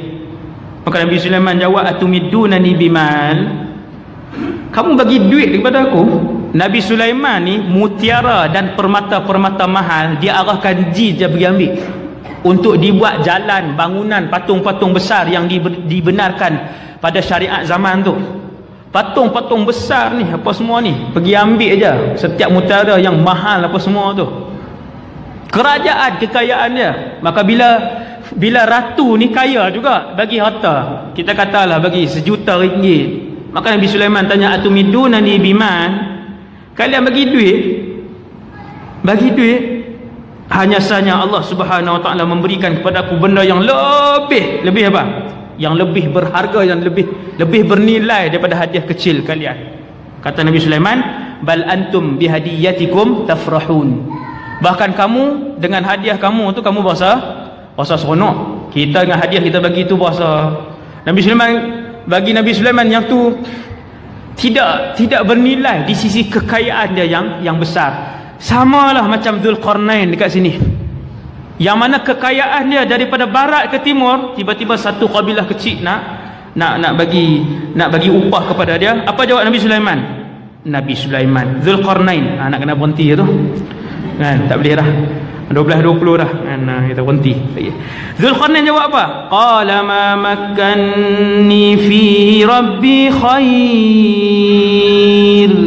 Apa yang telah dikuasakan oleh Tuhanku padaku, apa yang telah diberikan oleh Tuhanku padaku adalah lebih baik. Nabi Sulaiman kata, hak duk ada pun banyak sangat dah. Kekayaan barat ke timur tuan-tuan banyak mana? Bukan gaji sebulan 10 juta ni, ni kekayaan Dzulqarnain ni. Bukan sebulan 10 juta. Kekayaan yang dua lelaki yang memerintah barat ke timur. Kemudian kata kata Dzulqarnain, fa'inuni biquwwatin aj'al bainakum wa bainahum radma. Nabi Dzulqarnain kata apa? Aku tak perlu, insya-Allah duit kalian, simpan duit tu. Yang aku nak ialah bagi kekuatan orang ramai dan alat. bagi kekuatan tenaga kerja dan alat. 2. Untuk aku buat dinding di antara kamu dan mereka. Tengok ayat 95 bahasa Arab. Zulkarnain menggunakan perkataan radma. Adapun penduduk kawasan tu guna perkataan sadda. Radma jauh lebih kukuh, lebih tebal, lebih utuh, lebih kuat. Benteng itu. Dua-dua benteng. Sadda pun benteng, radma pun benteng juga. Cumanya radma ini jauh lebih kukuh, tuan-tuan. Jauh lebih kukuh. Kemudian apa yang dia minta? Apa yang Zulkarnain minta? Tengok ayat 96. Atuni zubaral hadid. Kata Zulkarnain, kumpulkan potongan-potongan besi. Di sini kita fikir, tuan-tuan. Di sini kita mula merenung. Kepingan besi ni nak ambil mana kepingan besi, tuan-tuan? Kepingan besi ni bukan untuk membina menara Perancis. Kan menara Perancis daripada besi kan? Tetapi kepingan besi ini untuk dilakukan dan dibina satu tembok yang disusun kepingan-kepingan besi itu sehinggalah dia sampai sama tinggi dengan gunung tu. Allahu Akbar. Tuan-tuan nak ambil mana besi? Tengok teknologi zaman tu. Teknologi zaman tu nak ambil daripada mana jumlah ketulan-ketulan besi sebanyak itu. Dan kalaupun ada jumlah kepingan besi sebanyak itu, dengan alat apakah ia disusun untuk menjadi tinggi sampailah ke paras kedua buah gunung itu? Ni kita fikir panjang ni. Kita katalah ada besi, perlu korek. Guna cangkul nak korek 10 juta orang diperlukan. Ni nak penuhkan 2 bukit. Ni bukit panjang, gunung memanjang, di hujung ni gunung ni bercantum. Maka ada kawasan kosong di sini. Kawasan kosong ini keseluruhannya perlu dipenuhkan dengan berapa bilion tan besi. Ambil masa berapa lama, tuan? Di sini ulama kata, cuba lihat teknologi pembinaan pada zaman dulu. Sebab tu yang Firaun tadi, tuan-tuan, Firaun tadi. Kita sampai zaman hari ini, kerajaan moden kita, teknologi moden kita sampai hari ini, bangunan paling tinggi, menara paling tinggi, tak lebih 1 kilometer. Firaun senang-senang aja dia buat. Dia arahkan Haman, ya Haman ibni li sarhan. Arah macam tu aja, tak payah kata kerja ke apa ke. Ya Haman ibni li sarhan. Betapa banyak duit dia. Di zaman hari ini kalau nak buat projek besar macam tu, kena tengok hutang berapa banyak dah. Oh, duit tak cukup, kalau buat lagi bankrupt. Kalau zaman hari ini kaya Firaun zaman tu, ya Haman ibni li sarhan, buat satu menara, tak payah tinggi sangat, sebelah 15 km cukup. 11 batu, tuan-tuan, menara tu, sarh tu, sebelah batu punya tinggi. Kata Firaun, aku nak naik menara tu, takkan jalan kaki naik. Takkan dia nak naik ke atas. Mesti ada lagi teknologi moden lain yang mengangkat Firaun naik ke atas. Lift lah zaman ni, tuan, lift. Kan? Pijak. Subhanallah. Jadi itulah antara kemajuan teknologi pembinaan yang ada pada zaman Zulkarnain. Dahsyat, tuan. Atuni zubaral hadid. Ayat tu simple, tetapi siapa yang berfikir lebih mendalam, Zulkarnain kata, bawa ketulan besi, himpun dan tindankan ketulan-ketulan besi itu di atas gunung ni macam ni. Himpun ni penuh kan ni?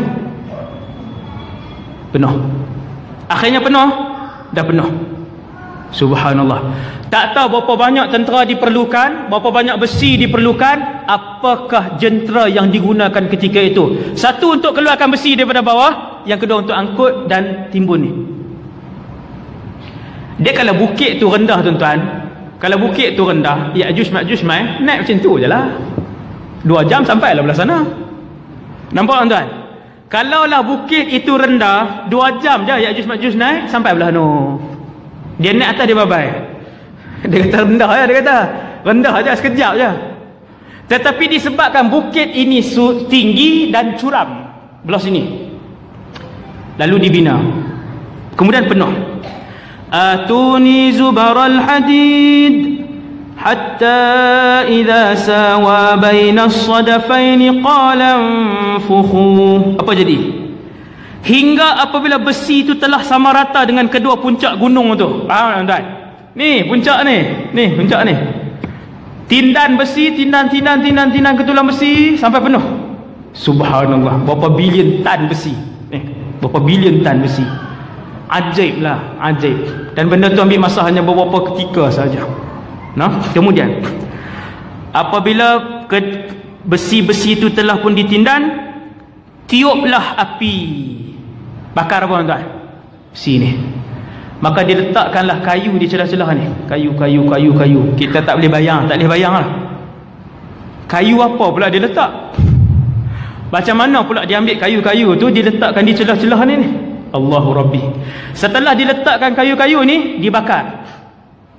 Maka terbakarlah besi ni, tuan-tuan. Panas ke tak tuan-tuan? Saya tanya. Ni masalah yang ketiga. Kita bakar satu longgokan 10 ataupun 20 meter, kita dah tak boleh berdiri dah dengan longgokan sampah ataupun api tu. 10 meter tak boleh dah, 20 meter tak boleh dah, bahang dia. Apatah lagi yang dibakar ni adalah besi yang ketinggian dia mencecah berapa kilometer, kemudian bakar. Dia guna teknologi apa pula? Yang ni Quran tak cerita. Quran nak bagi kita fikir yang ditindan itu besi, ketulan besi, kemudian dibakar. Nanti dalam syurga kan, masuk syurga esok jumpa Zulqarnain, insya-Allah tanya. Tuan-tuan, dalam syurga kita ziarah di antara satu sama lain, insya-Allah. Allahu akbar. Kuliah tak ada dah, semayang tak ada dah, puasa tak ada dah. Hari-hari berjalan, hari-hari makan, hari-hari shopping. Kan yang tu yang kita nak di dunia. Yang itulah yang Allah bagi dalam syurga. Sebab tu kejar syurga. Tajuk syurga pula 2 jam. Bagi mukaddimah tuan-tuan, cari. Tuan-tuan dengar tajuk syurga. InsyaAllah kurang hati kita untuk sujud pada dunia ni. Banyak dengar tentang syurga, seronok. Sebab tu orang soleh dia kejar akhirat. Semayang kejar akhirat. Sebab nikmat syurga ramai orang tak tahu rahsia dia. Kemudian tuan-tuan sekalian, apabila dibakar, bukan sampai besi itu cair, bakar kemerah-merahan. Subhanallah, Zulqarnain arahkan pula untuk dituangkan tembaga cair. Allahu Rabbi. Macam mana nak pergi dekat gunung ni? Satu nak pergi dekat macam mana? Tuan-tuan boleh bayang tak? Maksudnya dia pun ada kren gergasi yang angkat daripada jarak jauh, dituangkan tembaga cair. Nak bakar di mana pula tembaga tu? Bukan boleh tak periuk buh tembaga bakar. Tuan-tuan, buh periuk, buh tembaga, kacau macam dodol tu. Tak dan tengoklah tembaga tu. Subhanallah. Dan berapa bilion tan pula diperlukan tembaga cair untuk dituang daripada atas ni turun ke bawah. Allahu akbar. Penuh persoalan bila kita baca kan, kita berhenti lama. Subhanallah. Teknologi zaman tu dibina dengan kepakaran yang dibawa oleh Zulqarnain. Punyalah dahsyat kerajaan dia tuan-tuan. Satu pasukan mahir jurutera, satu pasukan engineer, satu pasukan arkitek, satu pasukan ulama bahasa, satu pasukan doktor. Zulqarnain bawa pada masa tu. Bila nak buat tembok ni, diarahkan pakar-pakar dia bincang. Hak ni buat pulang plan, engineering drawing apa, arkitek drawing, macam-macam. Bila dah bakar, Zulqarnain kata ni ayat ni, hatta idza ja'alahu naran qala atuni ufrigh alaihi qitra. Nampak ayat ni 96 ni. Tiuplah api tu. Siapa yang baca sendiri, dia kata Zulqarnain pun tiup beramai-ramai. Baca tafsir di rumah dia kat anak-anak. Sebab tu jangan mesti berguru. Bila tak berguru, dia akan buat keluar fatwa songsang. Bila tak berguru, dia akan buat keluar fatwa orang ramai dengar. Mana satu betul ni? fatwa pelik dah ni. Bila tak berguru, dia akan mula mengeluarkan fatwa yang mengelirukan orang ramai. Kan hari ni ada dalam masyarakat, bila dia buat keluar fatwa aja, orang jadi lagi pening. Bila hamba Allah ni buat keluar fatwa, orang jadi lagi pening, lagi celaru, lagi pecah belah, lagi orang jauh daripada agama. Nampak? Kan? Jadi sebab tu bila baca mesti berguru. Mesti berguru. Tiuplah api tu hingga apabila besi tu sudah menjadi merah, bukan cair lah, jadi merah besi tu. Berilah aku tembaga yang mendidih agar ku tuangkan ke atas besi panas itu. Tuan-tuan jangan bayang dia bagi satu baldi itu ya. Beri, maksudnya Zulkarnain pun ambil lah satu baldi ni, dia pun tuang. Gunung cik oi, gunung. Ni gunung ni, gunung. Allahu Rabbi. No? Bermacam-macam yang kita fikir secara mendalam. Bagaimana dalam keadaan besi yang sedang memanas itu, yang kita yakin ketulan besi yang sedang dibakar, yang tinggi dia berkilo-kilometer tu, kepanasan dia mesti jarak jauh berkilometer, kita dah rasa dah. Maksudnya ada alat daripada jauh, angkat tembaga ni kemudian dituangkan. Berapa banyak pula tembaga yang perlu dicari, ambil masa berapa lama dan sebagainya. Wallahu alam. Subhanallah. Kemudian famasta'u an yadhharuhu wa mastata'u lahu naqba, maka mereka tidak bisa mendakinya, kata Zulkarnain. Setelah Zulkarnain raja, alim, soleh, ulama, dan dia juga pakar tentang ilmu dunia ni, sama macam Sultan Muhammad Fatih. Kan Sultan Muhammad Fatih pun dia kuasai banyak bahasa, dia menguasai juga ilmu. Sultan Muhammad Fatih banyak ilmu yang dia kuasai, selain daripada dia juga alim. Macam itulah raja dulu-dulu kalau hebat, dia kuasai banyak jenis ilmu. Apabila selesai, tuan-tuan yang dirahmati Allah, kita tak tahu berapa tahun ataupun berapa puluh tahun ataupun mungkin bulan sahaja, wallahu alam, dengan teknologi moden yang daripada. Bila selesai tembok ni kering, menjadi tembok yang terdiri daripada logam, bahan yang paling keras dalam dunia ni, bahan yang paling keras dalam alam ni, antara bahan yang paling keras. Zulkarnain pun kata famasta'u an yadhharuh, mereka tidak akan dapat mendakinya, wa mastata'u lahu naqba, dan mereka tidak akan dapat untuk membuat lubang padanya. Naqab ni lubang, kerana dia terlalu tebal, tuan-tuan. Hadza qala hadza rahmatun min rabbi. Ini ayat ni yang paling penting sekali. Ayat 98. Cuba tengok orang-orang soleh. Subhanallah. Ini kita kena tiru, selalu buat macam ni, tuan-tuan. Setelah diberikan segala jenis kelebihan, segala jenis keistimewaan, segala jenis perkara yang luar biasa, segala jenis kekuatan dan juga kemahiran, Zulkarnain kata apa? Hadza rahmatun min rabbi. Dia sebut apa? Dia kembalikan segala jenis kelebihan dan keistimewaan itu kepada siapa? Kepada Allah Subhanahu wa taala. Kita pun sama, tuan-tuan. Kalau berniaga nampak laku, hadza rahmatun min rabbi. Kalau pakai baju elok, hadza rahmatun min rabbi. Tengok dapat naik pangkat, hadza rahmatun min rabbi. Setiap kali masak orang puji kita, bila orang puji kita, hadza rahmatun min rabbi. Hak ni Allah cukup redha dengan hamba yang macam ni. Allah cukup suka dengan seorang hamba yang macam ni, yang setiap kali apabila Allah memberikan kelebihan dan nikmat kepadanya, dia kembalikan dua keadaan itu kepada Allah Subhanahu wa taala, lalu Allah akan tambahkan nikmat dan kelebihan tu. Yang ni janji Allah. Yang ni janji Allah.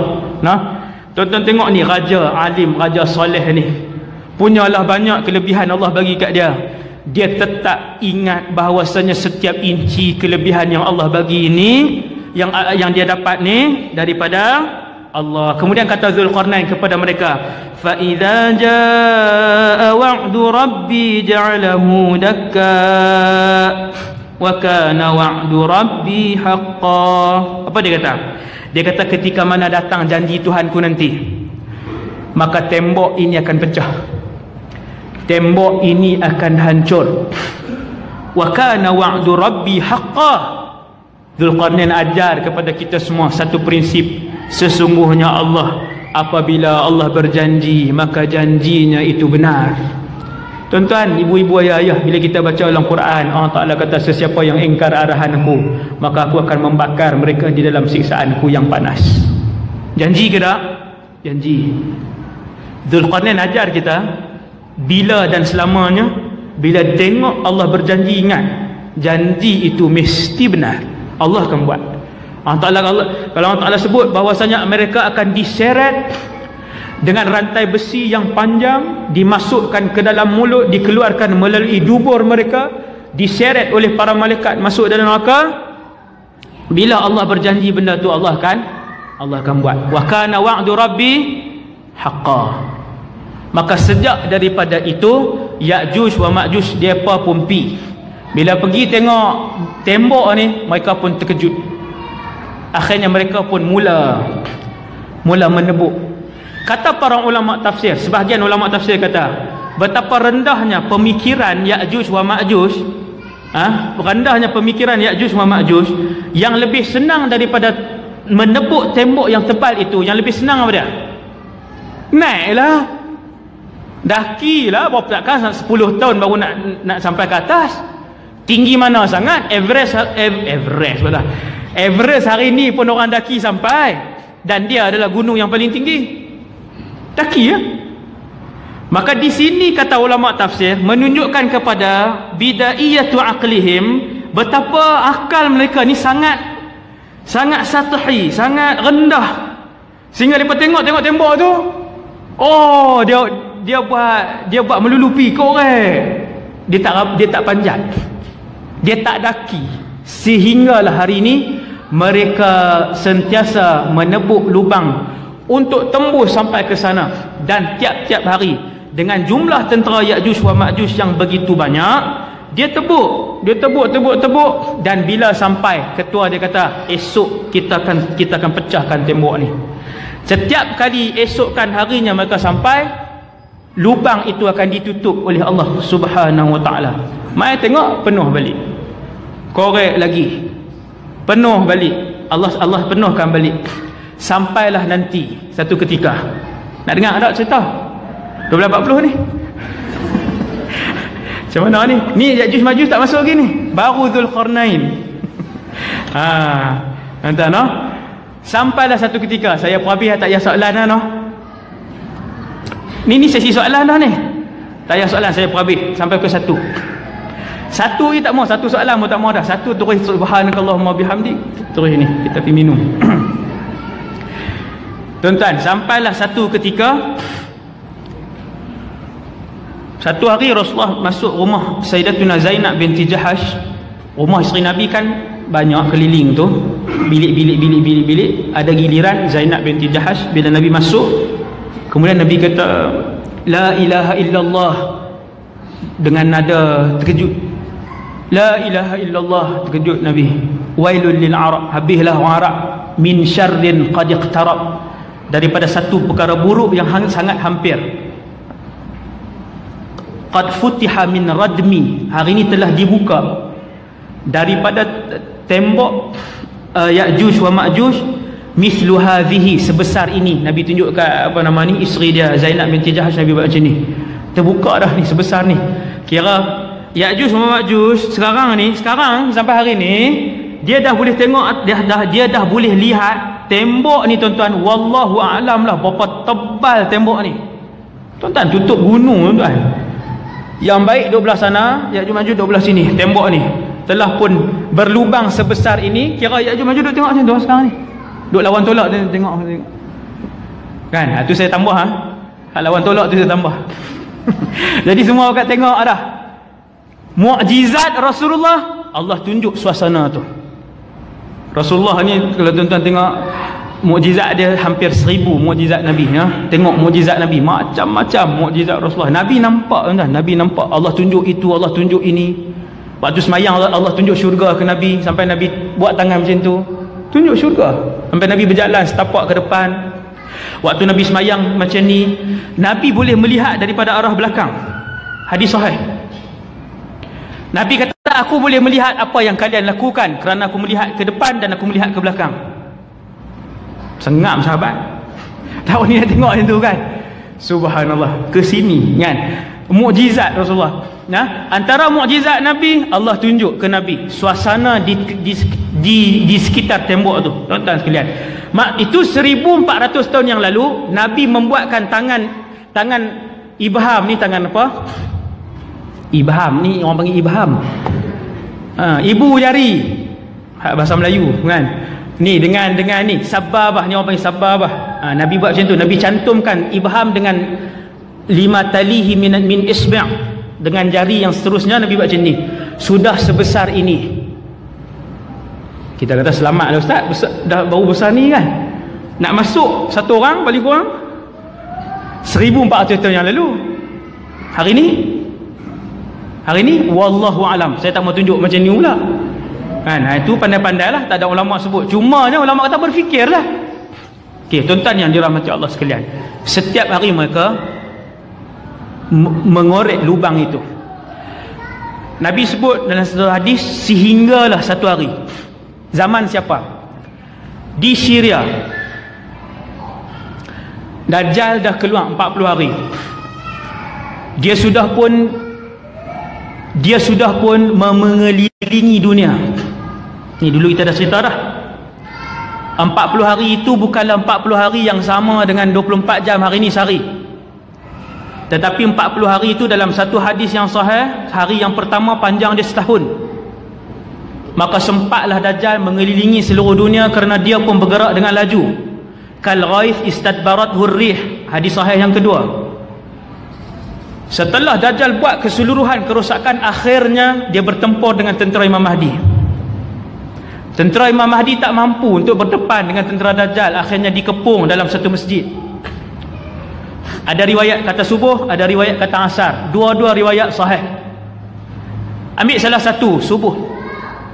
Ketika mana mereka telah mengiqamahkan Allahu Akbar, Allahu Akbar, Imam Mahdi pun tampil ke depan untuk solat. Waktu itulah turunnya Nabi Isa di Menara Putih. Menara Putih, hadis ni sahih. Syarqiyya Dimashq, di timur Bandar Damsyik. Hari ni Bandar Damsyik hari ni. Nabi sebut terus terang, tak payah khilaf dah. Syarqiyya Dimashq. Di situ Nabi Isa akan turun. Ala ajnihati malakain. Dia meletakkan tangannya di atas sayap dua malaikat. Ya, sayap. Malakain. Malakain ni dua malaikat. Itu macam tu. Kemudian dia turun di menara itu. Di menara itu. Ulama-ulama Syam sebut menara itu adalah menara, ni ijtihad juga. Sebab Nabi tak sebut masjid mana. Cuma Nabi sebut menara tu berwarna putih, berada di timur Damsyik. Kedua-dua sifat itu ada pada menara di sebuah masjid dekat dengan rumah saya. Waktu tu lebih kurang 15 minit jalan kaki. Menara tu ada di menara Masjid Al-Umawi.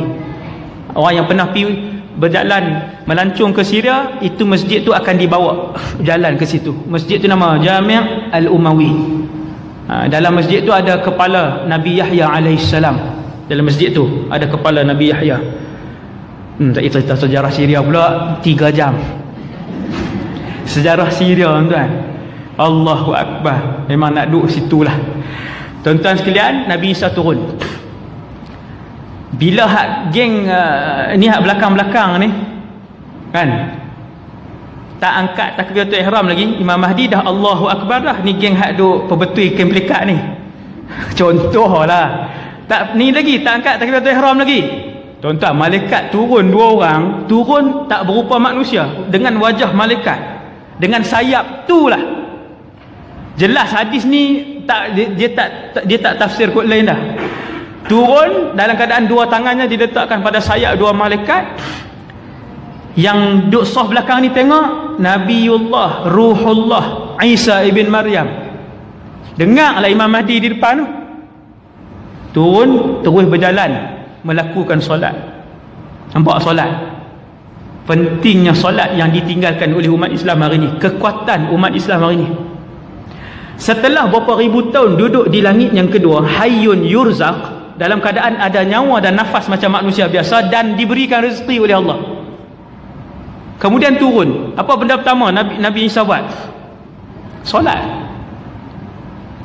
Turun, terus masuk saf. Subhanallah, koklah pergi ambil semayang dulu. Nak duduk saya lengoh tadi ni, tinggi tu. Lagi kedua kan, lengoh di belakang ni, sesak nafas apa semua. Turun terus masuk ke dalam saf. Imam Mahdi ke belakang beberapa langkah, kata Rasulullah, ni hadis. Lalu Nabi Isa pegang bahu dia, tolak dia ke depan. Laka uqimat, kata Nabi Isa, solat ini diiqamahkan untuk kamu. Sebahagian daripada umat ini akan menjadi imam kepada sebahagian yang lain. Takrumatullah li hadhil ummah, kemuliaan Allah kepada umat ni. Maka solatlah Nabi Isa, Nabi ulul azmi, tuan-tuan, di belakang umat Nabi Muhammad sallallahu alaihi wasallam. Nak beritahu apa? Ulama kata mulianya umat Rasulullah. Walaupun ulama tak khilaf Nabi Isa lebih tinggi kedudukannya daripada Imam Mahdi, tetapi istimewanya umat ini, tu tajuk keistimewaan umat Nabi Muhammad, sejam setengah. Tuan-tuan sekalian, dia pegang bahu, dia kata duduk di depan. Habis semayang, habis solat subuh, riwayat pertama, bangun semua tentera-tentera mujahidin yang hebat. Seronoknya boleh tengok muka Rasul, tuan-tuan. Muka kan roh dia, ustaz. Muka cik, muka ni dengan badan dia, dengan tangan dia, wajah dia, pertuturan dia. Tuan-tuan tak pernah bayang ke satu hari boleh hidup bersama seorang Rasul? Tak pernah terfikir ke ni bila baca hadis ni? Lama pula tu dia hidup 40 tahun hidup bersama umat Nabi Muhammad. Allahu Akbar. Tuan-tuan, dia pun bangun, bergerak ke salah satu pintu di masjid tu. Buka pintu, ada Dajjal. Di belakang Dajjal ada tentera elit dia, berapa puluh ribu tu. Tentera elit dia penuh di belakang.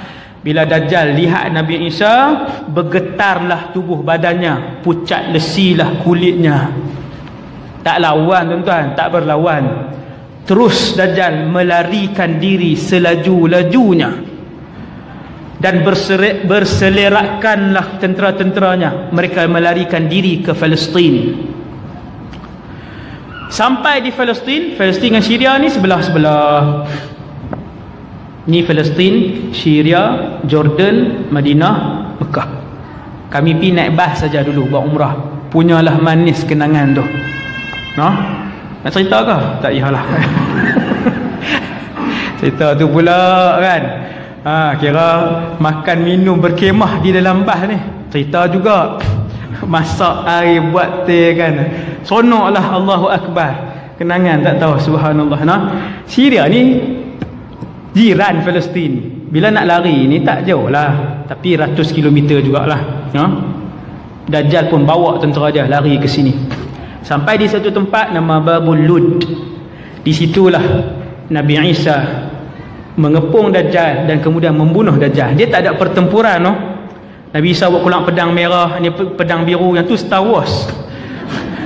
Nabi Isa dia buat keluar senjata dia, bunuh sekali je.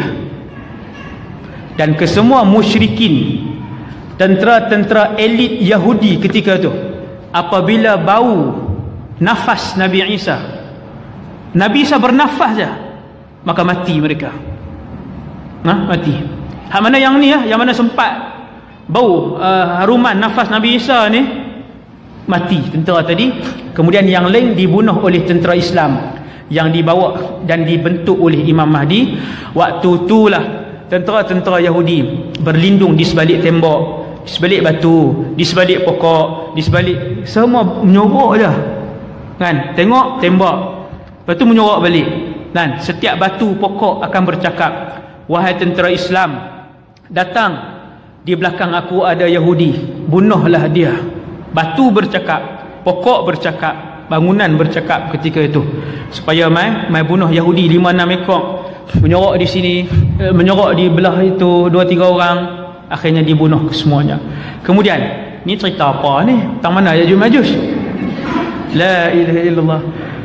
Cerita dia selepas dibunuh Dajjal dan Yahudi ni, turunlah arahan Allah, ya Isa, harriz ibadi ila tur.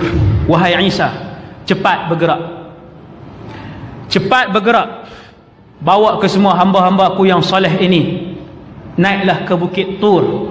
Bukit Tur Saina kan, tempat yang Nabi Musa bermunajat tu, bawa ke sana. kerana sekarang ini telah mula keluar satu bangsa, dua kabilah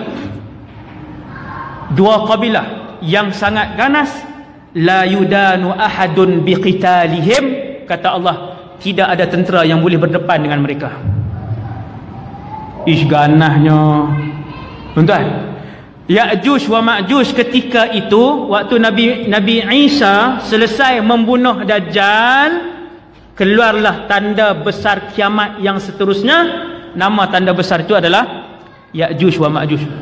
Cepat wahai Isa, mereka sedang keluar. Duk tengah keluar ni, Allahu Rabbi. Maka Nabi Isa pun bawa dengan segera. La yudanu, kata Rasulullah, la yudanu ahadun biqitalihim. Wahai Isa, tidak ada tentera yang boleh bertempur dengan mereka. Jangan cuba lawan.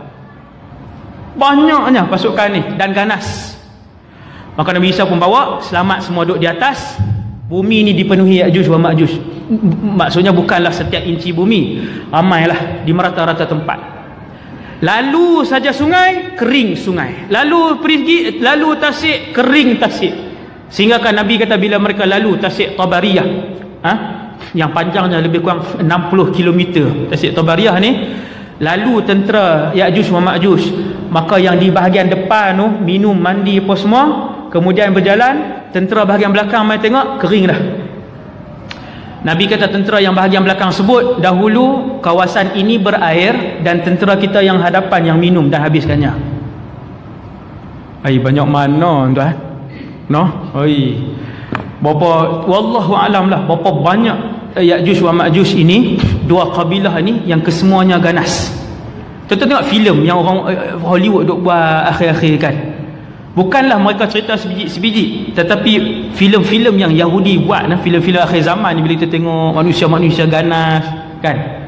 Manusia, dia memang manusia tetapi dia ganas, keluar buat kerosakan apa semua, sampai satu tahap bila dia dah bunuh kebanyakan manusia di atas muka bumi ni, mereka sampai di satu tempat, Nabi cerita nama bukit tu Bukit Khumar. Apabila sampai di kawasan Bukit Khumar ni, kebanyakan manusia telah pun dibunuh, tak semualah, dia dah bunuh banyak. Maka mereka kata, kita telah membunuh kesemua penduduk bumi, ayuh kita memerangi penduduk langit. Nak perang dengan penduduk langit pula. Lalu mereka pun memanah ke atas. Pakat panah ke atas. Cerdik ke tak cerdik lah? Memang tak cerdik. Tu yang ulama tafsir daripada awal beritahu ni. Dia panah ke atas, kemudian anak panah itu dikembalikan oleh Allah Subhanahu Wa Taala, maksudnya para malaikat lah, bagi balik dalam keadaan hujung panah itu ada darah. Maka bertambah kufurlah mereka dengan Allah Subhanahu Wa Taala. Allah, bila Allah murka dengan satu orang, betul-betul murka, maka Allah akan memberikan kepada dia penambahan kesihatan dan kewangan dan pangkat untuk dia lebih jauh daripada Allah SWT. Ingat, Allah SWT apabila sampai kepada satu keadaan, Allah begitu murka, bukan kepada jin dan setan, tuan-tuan, hatta kepada satu orang manusia yang terlalu banyak buat kerosakan di atas muka bumi Allah. Apabila Allah terlampau murka, Allah akan bagi kat dia lagi sihat, lagi kaya, lagi masyhur. Lagi buat perangai, lagi masyhur dia. Lagi buat perangai, lagi kaya dia ni. Wal a'yadzubillah. Di akhirnya Allah, Nabi Isa pun bermunajat kepada Allah supaya Allah datangkan bantuan. Nak berlawan tak boleh. Lalu Allah SWT pun datangkan bantuan berupa ulat-ulat kecil saja. Tak ada kot malaikat turun, tak ada. Ulat kecil je. Tuhan nak bagi tahu, ganas mana pun tentera yang ada di atas muka bumi ni, kuat mana pun kerajaan yang ada di atas muka bumi ni, kamu lihat berapa banyak Ya'juj wa Ma'juj. Kami hanya menghantarkan ulat sahaja untuk mematikan mereka. Ulat ni dia buat penyakit, dia duduk di leher Ya'juj Ma'juj, fayamutuna farsa, kata Nabi. Maka matilah Ya'juj Ma'juj ni dengan serentak. Farsa ni mati serentak. Ulat tu naik, makan, bunuh. Bukan makan Ya'juj Ma'juj tu sampai habis. Dia naik sampai ke sini, kemudian mati ke semua Ya'juj wa Ma'juj ni, dan berselerakkanlah mayat dia. Bila berselerakkan mayat dia, Nabi Isa dengan umat Islam pun turun daripada gunung tadi ni, tengok di bawah ni tak ada tempat nak pijak, penuh dengan bangkai. Datang sekali lagi munajat kepada Allah, datang sekali lagi bantuan. Tuan-tuan tengok ada satu filem tu, dia buat bila dah habis berlawan tu, hak geng pendek-pendek dengan hak geng besar-besar yang ganas tu. Filem apa tu saya tengok kan. Kemudian datang, dia kata bantuan akhir, burung-burung yang besar. Tuan-tuan, dalam hadis Nabi juga, bukan saya nak sebut yang tu merujuk pada hadis Nabi ni, tapi orang yang melihat filem-filem akhir zaman ni, dia tengok ada banyak persamaan yang pengarah-pengarah Yahudi ni nak bagi tahu. Jadi munajat yang kedua, Allah menghantar burung-burung yang tengkok mereka panjang seperti tengkok unta. Tengkok ni leher nah. Kau sama kan? Okey. Jadi tengkok dia panjang, maksudnya burung tu besar, datang ambil mayat-mayat ni, kemudian buang. Ambil buang, kemudian turun hujan dengan lebatnya, lalu dibersihkan. Maka turunlah Nabi Isa menyambung kehidupan manusia di atas muka bumi Allah selama sekian puluh tahun, sampailah Nabi Isa pun wafat. Dia berkahwin. Bayang tengok, umat ni salah seorang, bukan umat belah ni jantan kan, umat ni pula kan, umat ni lah kan, subhanallah, akan berkahwin dengan Rasul. Subhanallah, bukan malaikat lah ni, umat Nabi Muhammad yang biasa ni akan berkahwin dengan Rasul, kahwin dengan Nabi Isa. Bayang tengok, seronoknya jadi isteri Nabi, beranak pinak kata Rasulullah. Kemudian Nabi Isa pun akan mula tua, manusia biasa. Kemudian dia menghembuskan nafas yang terakhir, datanglah tanda kiamat yang seterusnya, matahari naik belah barat, keluar binatang dabah sebagainya, kemudian berlaku kiamat.